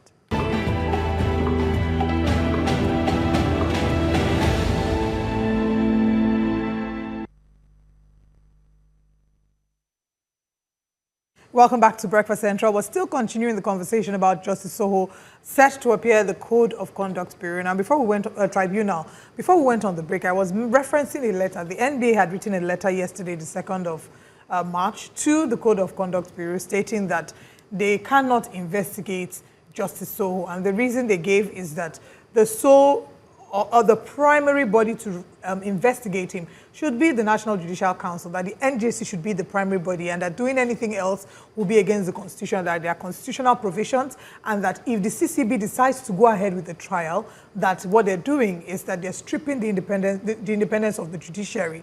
And they've said whatever findings the CCB has, it should then bring it to the NJC, and the NJC will then take up the investigation. So they've asked the CCB to terminate it. But then, while we hear that, on the other hand, you're now thinking, a party cannot be a judge in its own course. So what do we make of this conflict? Okay, so the principle of a party cannot be a judge in its own course will not be applicable here. Okay. Because the NJC is not under trial. It's just a particular judge, which is justice, so that has been investigated. So the principle does not really apply in full scale. I've not seen a copy of the letter of the NBA, but if what you just narrated is the position, I will respectfully beg to differ. And the reason is this. The Code of Conduct Bureau is not a court. It's not the tribunal itself. It's just an investigative body. So there's nothing wrong in investigating it. They can even assist the NJC with their facts. Because we must not be seen as people who want to shield corruption. There's perception of corruption already in the judiciary by Nigerians. Nigerians now mock you and say, go to court. You know, it is damning, and we cannot have a country where there's this high perception.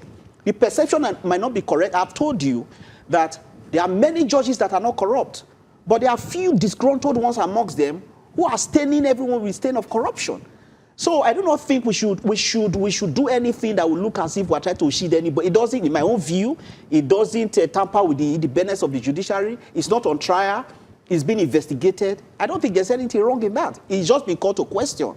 There's nothing wrong in that. Although I also understand the concern of the NBA. You remember Justice Onoke? Mm-hmm. Remember that story? Yes. Elections are coming again. Exactly. Politics around the corner. I hope someone is not trying to say, this judge, let us see how we can deal with him. Frustrate him out of office because he's going to look at pre-election matters. That's another angle. Yeah, so we're not going to dismiss even what the NBA is saying, but we must strike a balance. We must strike a balance by showing to Nigerians that we are open, the judiciary is open for public scrutiny.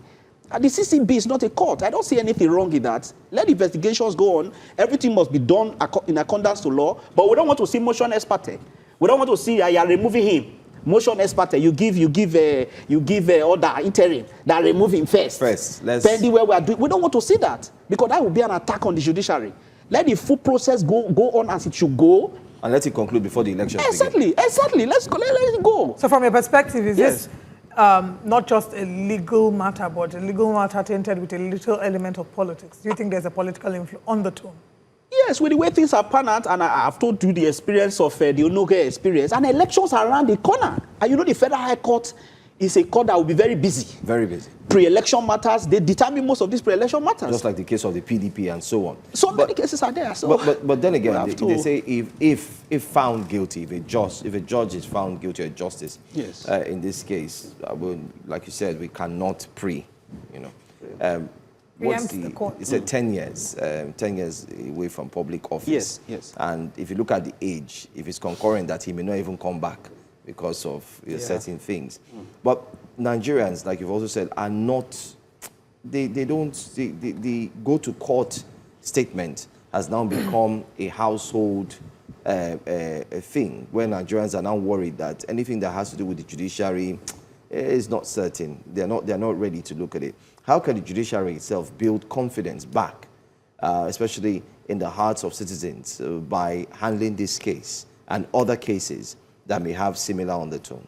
Very good. The way the court itself, the judiciary, can build the confidence of Nigerians will be, for in a case like that, they should allow the process to go through. Let the CCB do its work. And then when petitions are written to NJC, they should be thoroughly investigated and the outcome of it published to Nigerians.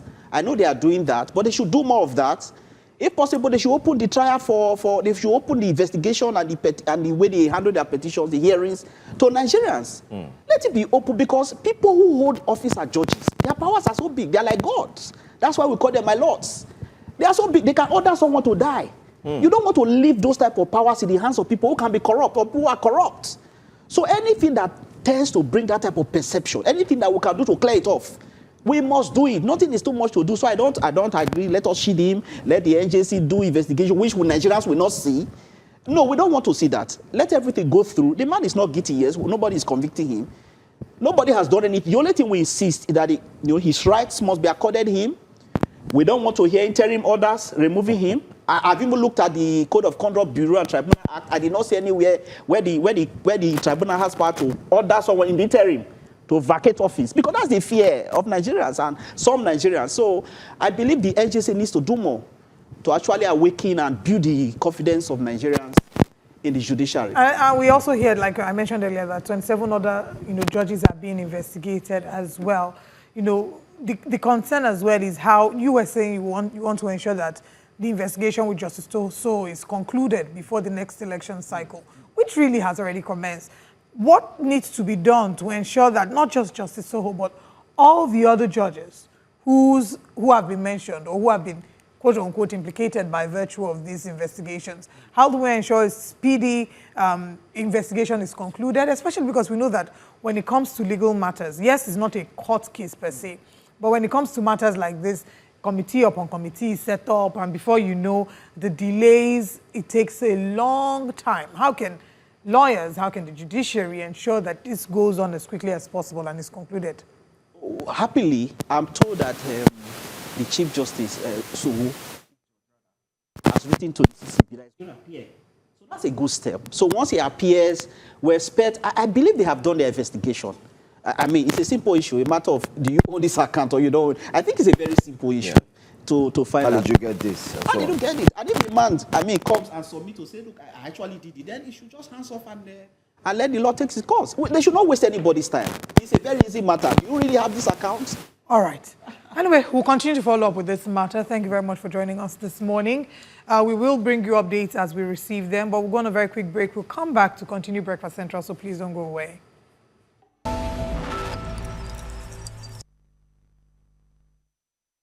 The Nigeria Police Council has unanimously approved the appointment of Olatunji Disu as the 23rd Inspector General of Police. The decision was reached at a meeting presided over by President Bola Tinubu at the Council Chamber of the State House, Abuja. The council, chaired by the President and comprising the 36 state governors, the Chairman of the Police Service Commission, and the Inspector General of Police, convened following the resignation of former IGP Kayode Egbetokun. At the deliberation, we went through his records, his performance in office, and the recommendation. And the council was glad to approve the recommendation for him to be appointed the Inspector General of Police. He has his work cut out for him, especially in this age of talks about state police. Now, the challenges are there. He's been through it. He did a major assignment with the Rapid Response in Lagos State and FCT, so he has a record to show that he can perform. And today's police council meeting, there were other colleagues who also attest to the fact that when he worked in their various states, that he actually did excel. So we want to commend Mr. President for identifying, such skills, such, officers that are not only ready to serve or hit the ground running, but they've demonstrated this over the years of their service. Away from that, the Senate Committee on Finance has rejected the 2026 revenue projections presented by the Corporate Affairs Commission, citing poor structure and insufficient data. Lawmakers expressed dissatisfaction with the document, noting that the Commission failed to provide clear records of its 2025 expenditure and a detailed roadmap for the coming fiscal year. The Registrar General of the CAC, Hussaini Magaji, also tendered an unreserved apology to the committee for his previous absence, which he attributed to an internal communication crisis, leading the committee to rescind its earlier resolution recommending his dismissal by President Bola Tinubu. The Federal Capital Territory Executive Council has approved contracts worth over 8.4 billion naira covering waste management, provision of key equipment for security agencies, among others. The meeting was chaired by the Minister of the FCT, Nyesom Wike. Also, the Director of Lands intimated newsmen of key reforms now available in the Directorate, chief of which was shortened the time for applicants to get their certificate of occupancies after meeting all requirements. And now, the Minister of the Federal Capital Territory, Nyesom Wike, has admitted that the poor performance of the People Democratic Party in recent elections has become a source of concern. Wike, however, expressed confidence that the party has what it takes to bounce back if party faithful can correct mistakes made in the past. The FCT minister, while speaking at a media chat on a range of national issues in Abuja, says that despite his commitment to supporting President Bola Tinubu, who is from the All Progressives Congress APC, the PDP is not done and dusted and can still win several states in the upcoming general elections. Am I worried my party is not doing well? Yes, I'm worried. Where have we made mistakes? Can some mistake be corrected? Yes. Who told you there will be no problems here too? What was human? What was human? You see, this idea you think that you must have 15 governors before you win general election is not correct. And let me also tell you, go and mark it today. I've told you here, my support is for President Tinubu. I've never hidden it. That does not mean that PDP may not win some sub-national election. But every election is local.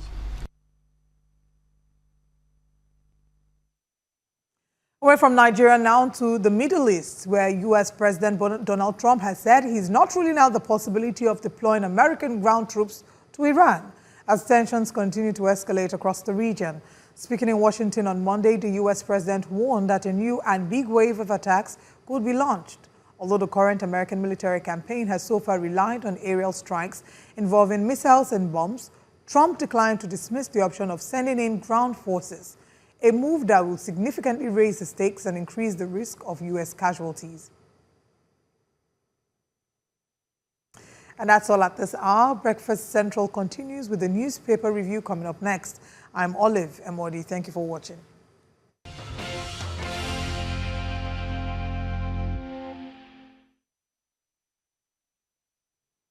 Thanks for staying with us here on Breakfast Central. Let's take a look at the front pages of the newspapers for today on a Tuesday. Our in-house analyst happens to be the publisher of the niche newspaper, Mr. Ike Chukwumechi, joins us live in the studio. Good morning and welcome. Good morning, Joe. How are you? I'm good. Good morning. Olive. Good to see you. Good You are morning. wearing olive green. All right. Okay, let's start off right away without further ado. Let's see what we have on the front pages. We're going to start off with our very first paper. Let's look at This Nigeria. This Nigeria newspaper, the front page there says, FAC, federal government enforces direct oil revenue remittance. It's bringing a lot of conversations. Earlier on, we did speak with a member of Pengasin, and then we also saw them engage in a press briefing yesterday. Nigeria's inflation may rise over U.S.-Iran conflict, Research Center warns. What Nigeria could gain from elevated crude prices would be lost to inflation and attendant economic hardship. Senator Piggy's remains return. You can see on the front page there is family members and, of course, the FCT minister, who happens to be a close friend to the late senator. FCT ESCO approves 8.16 billion naira for waste security. Police Council confirms Disu as substantive IGP. We have that story as well. El Rufai's family challenges ICPC probe, alleges forged warrant. ICPC claims it found spy gadgets in ex-Kaduna's governor's Abuja home, and recent statement released by the ICPC shows that the gadgets they may have found, well, didn't really look like it was, a wiretapping one. But let me come to Mr. Abechi, who's here with us. Quickly, I'd like us to start off first with the big one. El Rufai's family. Let's look at the challenge, the back and forth. We did see wiretapping. The son comes out and says this is witch hunting. There was no such thing found because he was present, the wife was present when the search was on. The warrants, they say, is not original. I don't know. What are we looking at? Well, it is something not to be El Rufai's or the word of El Rufai's now family against that of ICPC. Of course, they said they found wire-tapping gadgets in El Rufai's Abuja home when they searched it last time. But of course, the family has now come out to say that that is a lie because they were there when that search was not conducted. And that what was found were discarded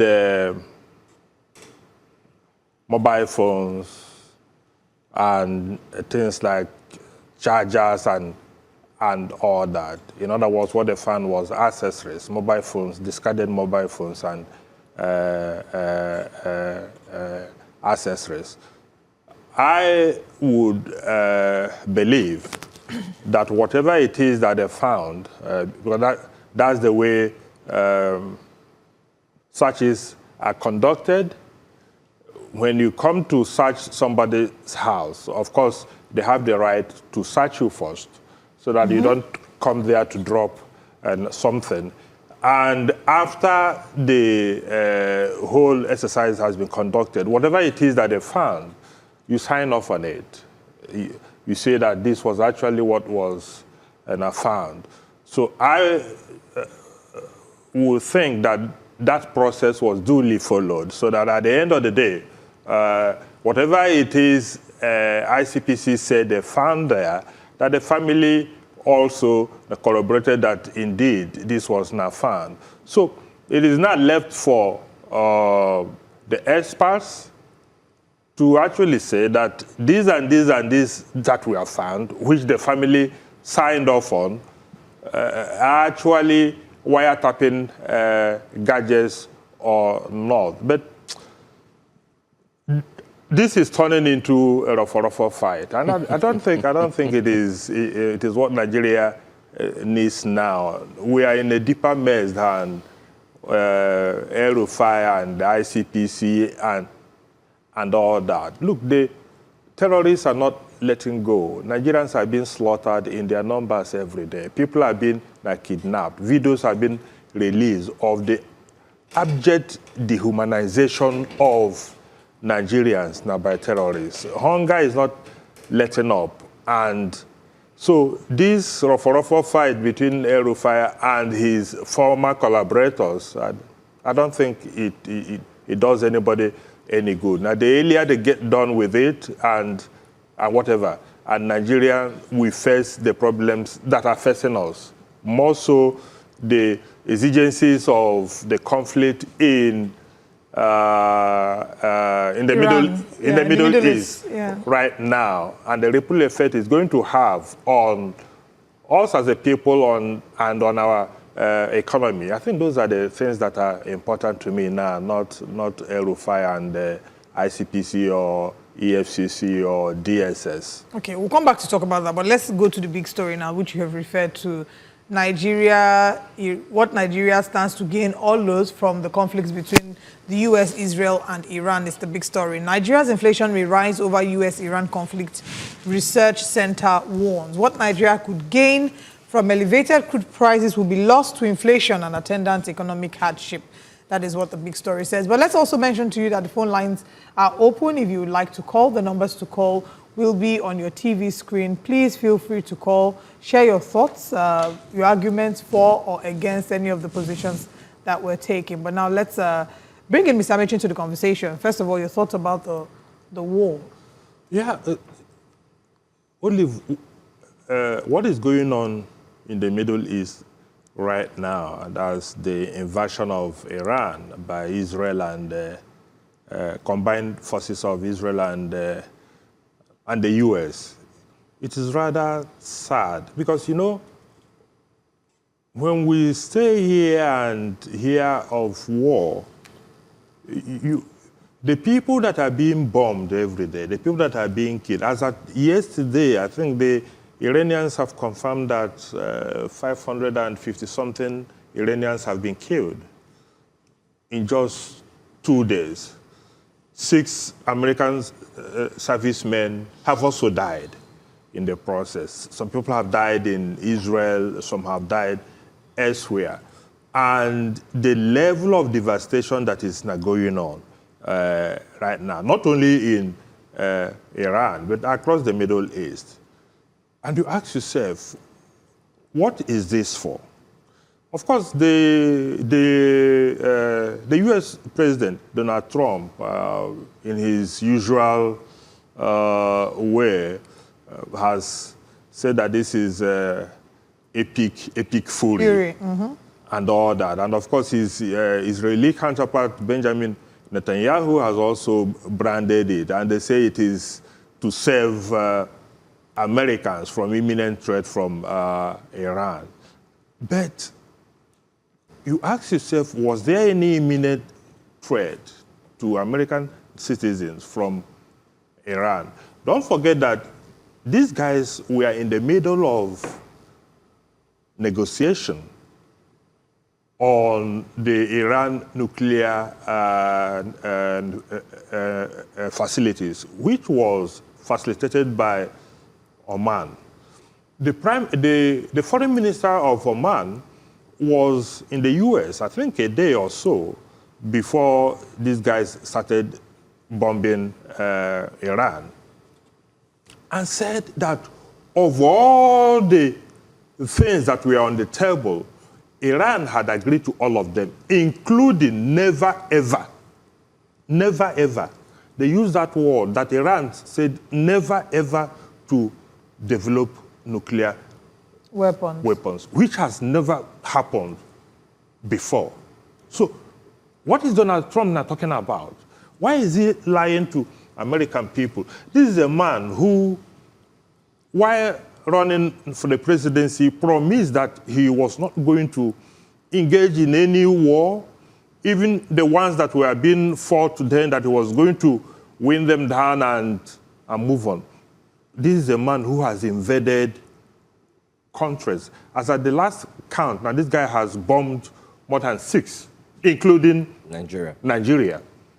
And you ask yourself, is this the way to make America great again? What on earth? What crime did Iran commit?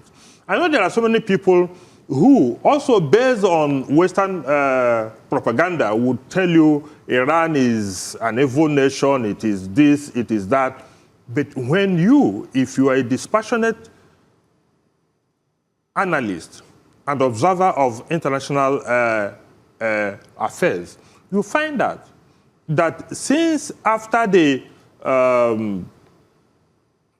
Islamic Revolution, Iran has been the country that has been attacked.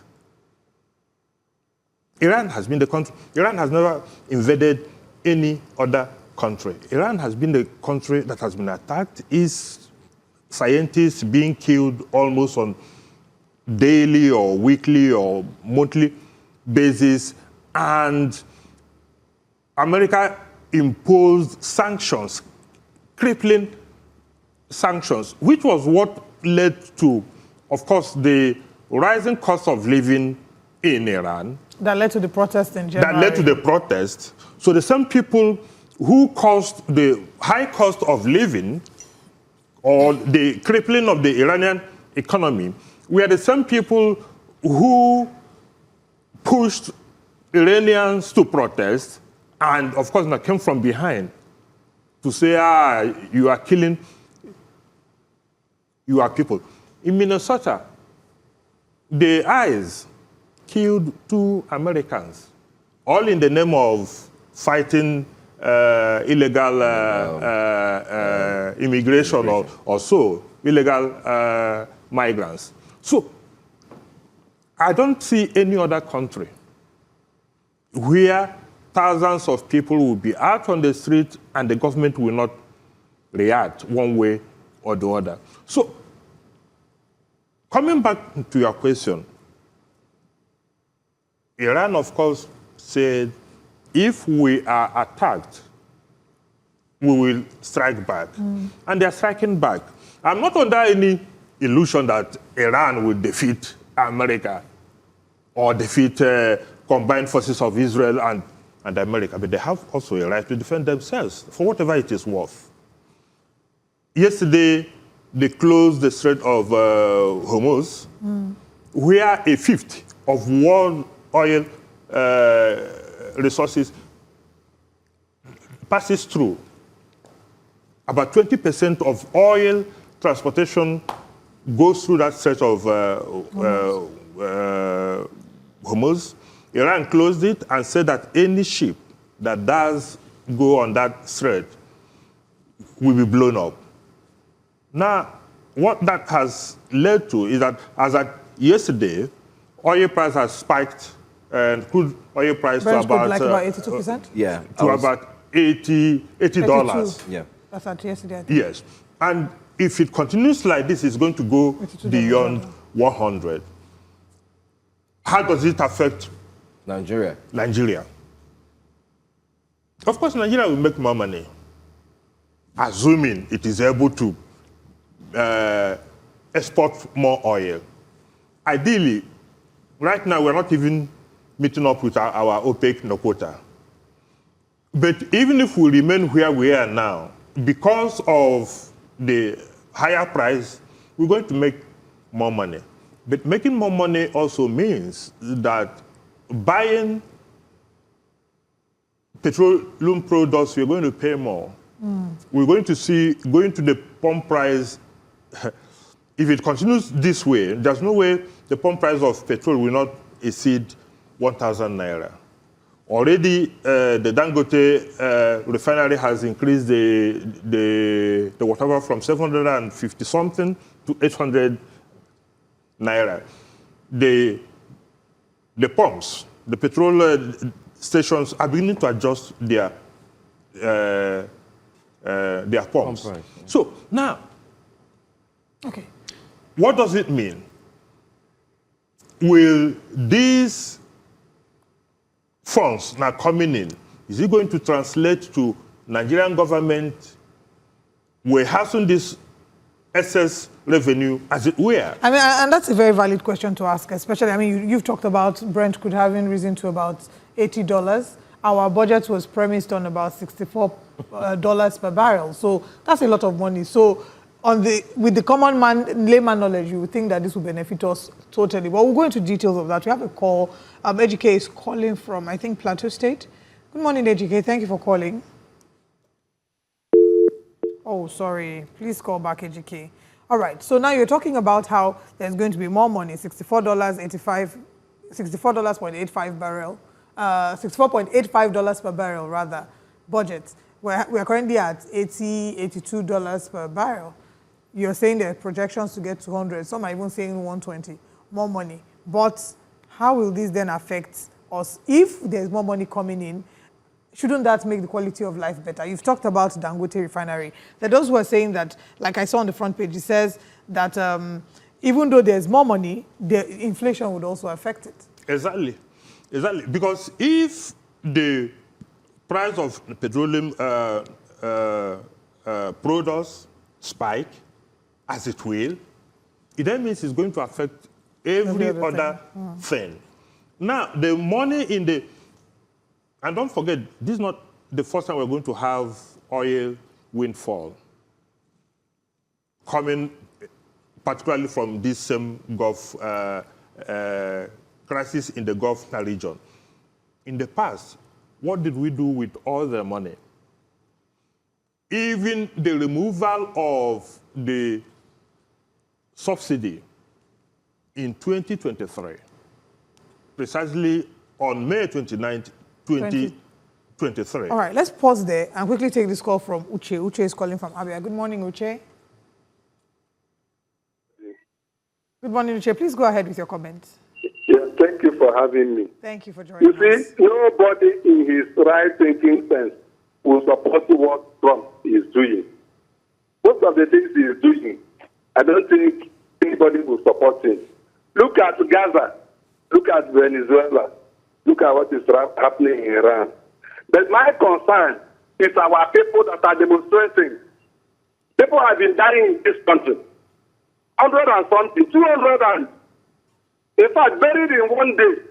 No demonstration. These people that are demonstrating today, where are they when Nigerians are dying? Only what has happened outside. How many miles away from Nigeria? They are just demonstrating. It's a pity the way we are looking at things. For me, federal government should beckon on Dangote. They gave Dangote waivers. This is the time. Dangote will do what? Replicate that, gesture. We don't want this thing to rise. Nigerians are suffering. I don't see how a government worker that earns 70,000 naira minimum wage will transport himself to work. Let Nigerians, federal government of Nigeria, be on Dangote so that Dangote will supply all whatever we need. Let them supply in crude oil. God bless you people. That's my own contribution. Thank you very much, Uche, for that contribution. Okay. Uche raised a very valid point. Of course, the Iranians are Shia Muslims. And the people who were protesting yesterday in Nigeria belong to that group. In as much as, like I said before, what is going on in Iran, I don't think there's anybody who will say, look, it is good that Donald Trump is doing what he's doing in Iran. But we must also be careful in Nigeria that we don't escalate. There are people actually, I beg to differ, there are people that are actually in support of what Donald Trump is doing. There are people that are celebrating, those especially celebrating the killing of the Ayatollah. They say that the quality of life was restrictive in terms of how they were kicking against Western influence and how a lot of them, their human, economic, and social rights were stripped away from them. You see people, even those who have fled to America, celebrating in America. We've seen pockets of people demonstrating to celebrate. So, there are Cubans who also fled Cuba, living in America. That's also the way they celebrate anytime, anything. But you ask yourself, the Islamic Republic that was established after the overthrow of the Shia is by no means not perfect, and there's no government that is perfect. But Iran is not the most restrictive in terms of that when it comes to in fact, Iran is not even more restrictive than even Saudi Arabia. When did women in Saudi Arabia even start riding bikes or even driving cars? So there are those who, of course, now belong to the old regime that was overthrown. They will never be happy. Like the son of the Shia who lives in the US, he has applauded the destruction of his country. He has applauded the destruction of his country. The same way some Libyans applauded the destruction of Libya. Where is Libya today? Since the killing of Muammar Gaddafi. Where is Iraq today? Since the same US led a coalition of the willing to destroy Iraq. Oliver, can assure you, they can rejoice as much as they want to. But if this wanton destruction of Iran that is going on now, if it goes on and there is a regime change, Iran will never be the same again. Who will facilitate the regime change? Is it the Iranian people or the United States? Are we seeing a repeat of what's happened in Venezuela? What, of course, Donald Trump has now stated unequivocally that his primary goal is to effect regime change in Iran. And one of the things they are doing is to decapitate the entire Iranian leadership. They are doing that right now. Of course, they have killed the Ayatollah Ali Khamenei, and most of the people who are at the commanding heights of government in Iran. So what they are trying to do is to eliminate these people, weaken the regime, and instigate a mass protest. Up to now, despite the fact that the Ayatollah is dead and all that, it is still in early days. They may still provoke what they are planning to do, but there hasn't been that mass jubilation in Iran as per people wanting to take over, saying, oh, we have been liberated. To be fair, there's been a lot more mourning we've seen in Iran. People are mourning outside. People are crying every day. So when and America is not doing what it's doing in Iran because they love Iranians. I must say that it is not because they so much love Iranians. The same way it is not because Americans loved Venezuela, Libyans, or Venezuelans, or Iraqis, that they did what they did in those places. So I cannot, in good conscience, It is like now saying that America should come and bomb Nigeria out of existence. And you expect, despite all the difficulties that we are having right now, and you expect that I will be here clapping. Because what these guys are doing is to almost obliterate the civilization that has been there. In the Persian Gulf, Iran is special. A civilization that predated even the American civilization. You are obliterating it just because you don't like the faces of people who are there. And what were they doing? They wanted their country to be better. The Shia was there as somebody who was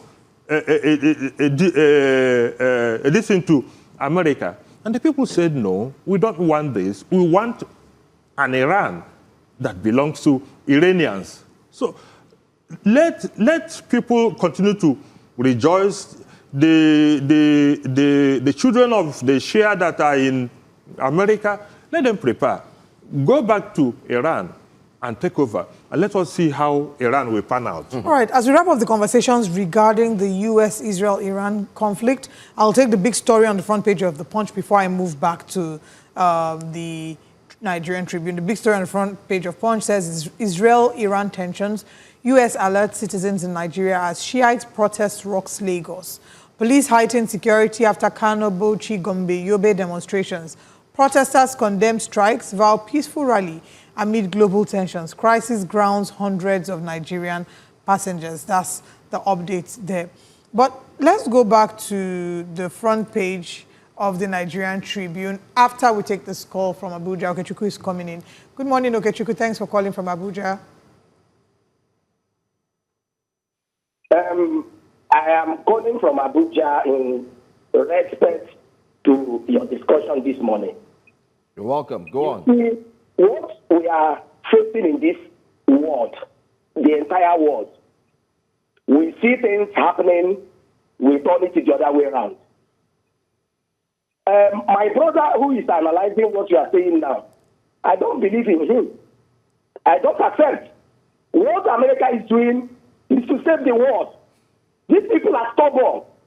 These people are killing people, their own people, jailing their own people. I've been in Iran before. I've been in Iran. People don't have freedom. This man have killed more than 62,000 people. See, can somebody remain in power for decades, 40-something years? You are killing your people. You are doing a lot of things. People are celebrating.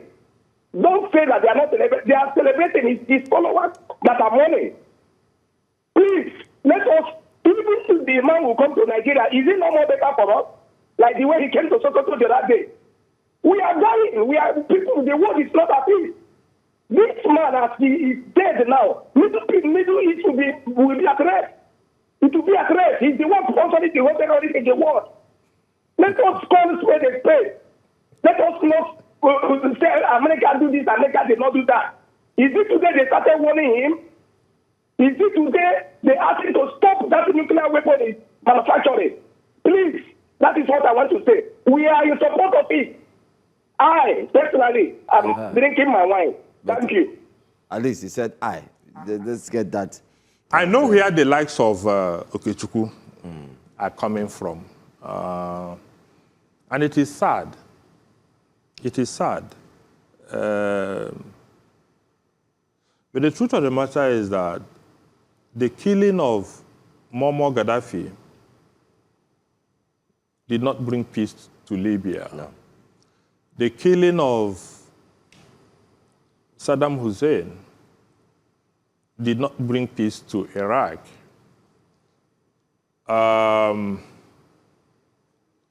I don't see how it is going to, the killing of Ali Khamenei is going to bring peace to Iran. Yes, there are even people in Nigeria who see Trump as God sent. And they are hoping that Trump may do what he's doing in other parts of the world, that he may do it in Nigeria. My only advice is that we should be careful what we wish for, because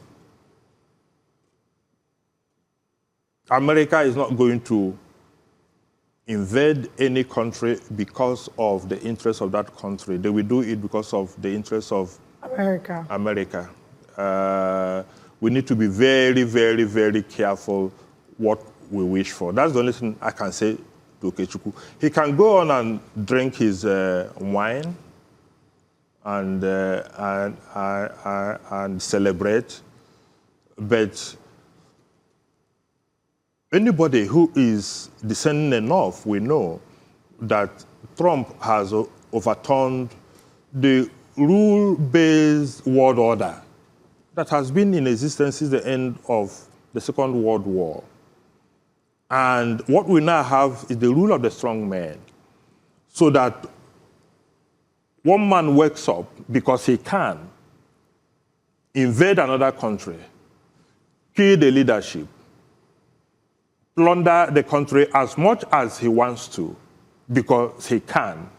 The world can never be good for it. That's my worry. We are in a very bad place. Okay.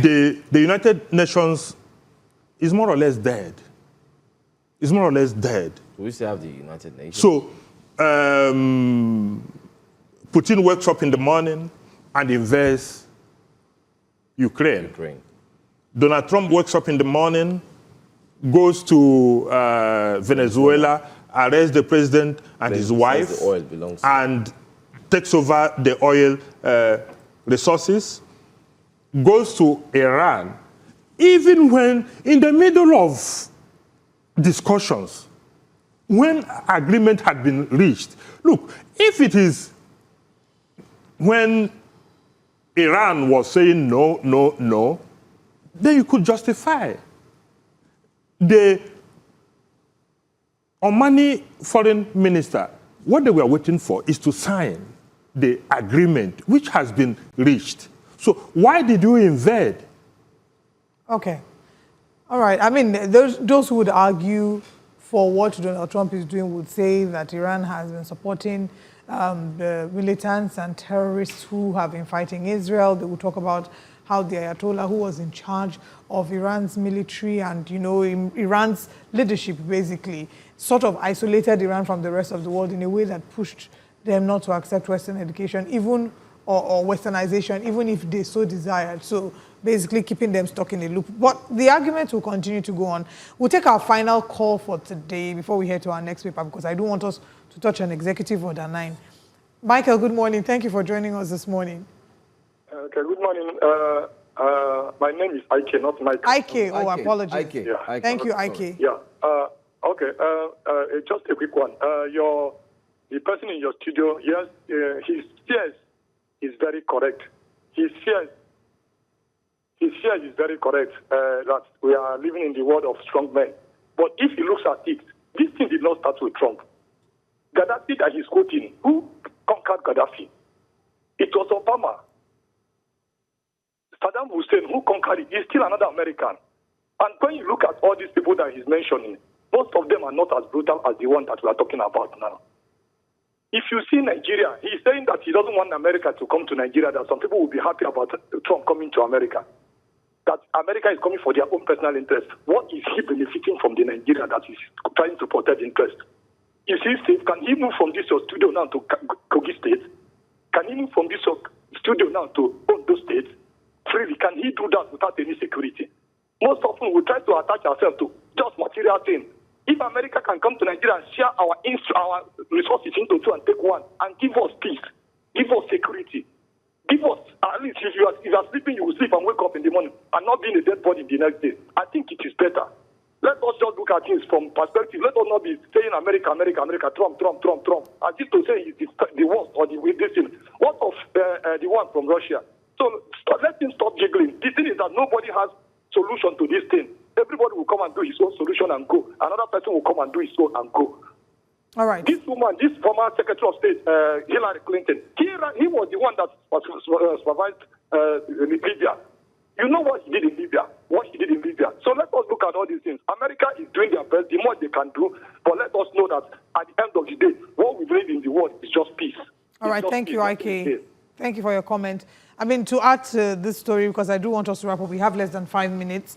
Pius Amako says, also, why can't... Oh, thank you very much for the greetings, Pius, and we apologize for those who are still experiencing network glitches. Pius says, why can't those in the north protesting against the war in Iran also protest against the killings in the north, Middle Belt, and generally in Nigeria? Charity starts from home. I mean, no be so. That's so, my brother. Anyway, we're looking to wrap up. Let's quickly have you touch on the Executive Order 9. Yes, exactly. On the front page, this Nigerian newspaper, FAC, top right corner, federal government enforces direct oil revenue remittance. This morning we had a representative from Pengassan joining us talk about this and saying that why they are not particularly that they're not saying that the government should not impose Executive Order now, should not apply it, but the problem is it affects them, their staff, the NNPC, how they'll be able to maintain the payment of salaries of staff and all of that. So let's get your reaction to that. Well, of course, you know, there was this controversy when Mr. President signed that executive order. Again, what it means is that there will be more money in the coffers of the government. And it wasn't surprising that the governors have also now signed up to it, because if more money is remitted into the federation account, it means there will be more money to share. What Pengassan and co are saying, of course, based on the PIA, Petroleum Industry Act, the money that the NNPC was supposed to take up front was to take care of all these things. Now that this money is going straight into the federation account, will there still be money to do what ought to be done? But the question to ask in the first place is that should the NNPCL, which is a limited liability company, take so much from public treasury for money that ought to have gone to the common till? And I've not studied the whole decision of the executive order, but I would also think that the president must have thought about all these other issues that Pengassan and co are raising now, how to fund the joint ventures and others that were supposed to be taken care of from the money that was deducted automatically by PCL. It is the president's executive order. Having the National Assembly that we have now, I don't see how they can reverse it, because it is only the National Assembly that can reverse it. And I don't see them reversing it. So let us wait and see. I would hope, except that in Nigeria, we've come to a situation where hoping doesn't amount to anything. But I would hope that the government will be able to use this quantum of money that is coming in to actually service the common good. So that Nigerians, at the end of the day, we feel like people, citizens of a country that is a major oil-producing country in the world. If that is the idea, fair enough. But if it is to have more money in the coffers of the executive to fritter away, then we will still be where we were, even when the money was with NNPCL. So it is work in progress. Let's see how it goes. But Olive, I won't leave this station without sounding note of warning, like I did earlier. We must be careful what we wish for. It's easy to say, look at the destruction going on in Iran right now. It is easy to say, come and attack, come and do this, take half of the oil and let us use half. Nigeria is our country. We don't have any other country. As bad as things are, and I'll be the first person in this studio to tell you that things are bad, that we're in a very bad place. I would wish that the government in place today will allow democracy to grow and not make it possible for peaceful change to be impossible. Because it is only when peaceful change becomes impossible that all these ideas will start creeping in. So, but I will never support America. Okay, last time they came, it was Sokoto. But what is going on in Iran now? They're bombing the entire landscape. And those who think it is child's play should better watch CNN and see the quantum of destruction that is going on there. But the point the other person made is that how is it that thousands of people are being slaughtered in Nigeria every day without a whimper of protest? Whereas people now are coming out to protest what is going on in Iran. That's a valid point. Until we begin to say that enough is enough. The killings in Nigeria, because here is a country where 200 people are killed, buried in mass graves, and life just goes on as usual. And the people will move on. We really have to, go out of the studio right now. This is how we close the curtain. Food for thought. Let's ponder on what the meaning of this is for us as a nation, where we are, our challenges with insecurity, and what role we citizens have to play in holding the government to account. Thank you for joining us today. We'll be back again tomorrow. Thank you, Mr. Amici, for being with us today. Thank you for being here. And thank you to every guest that has joined physically and virtually.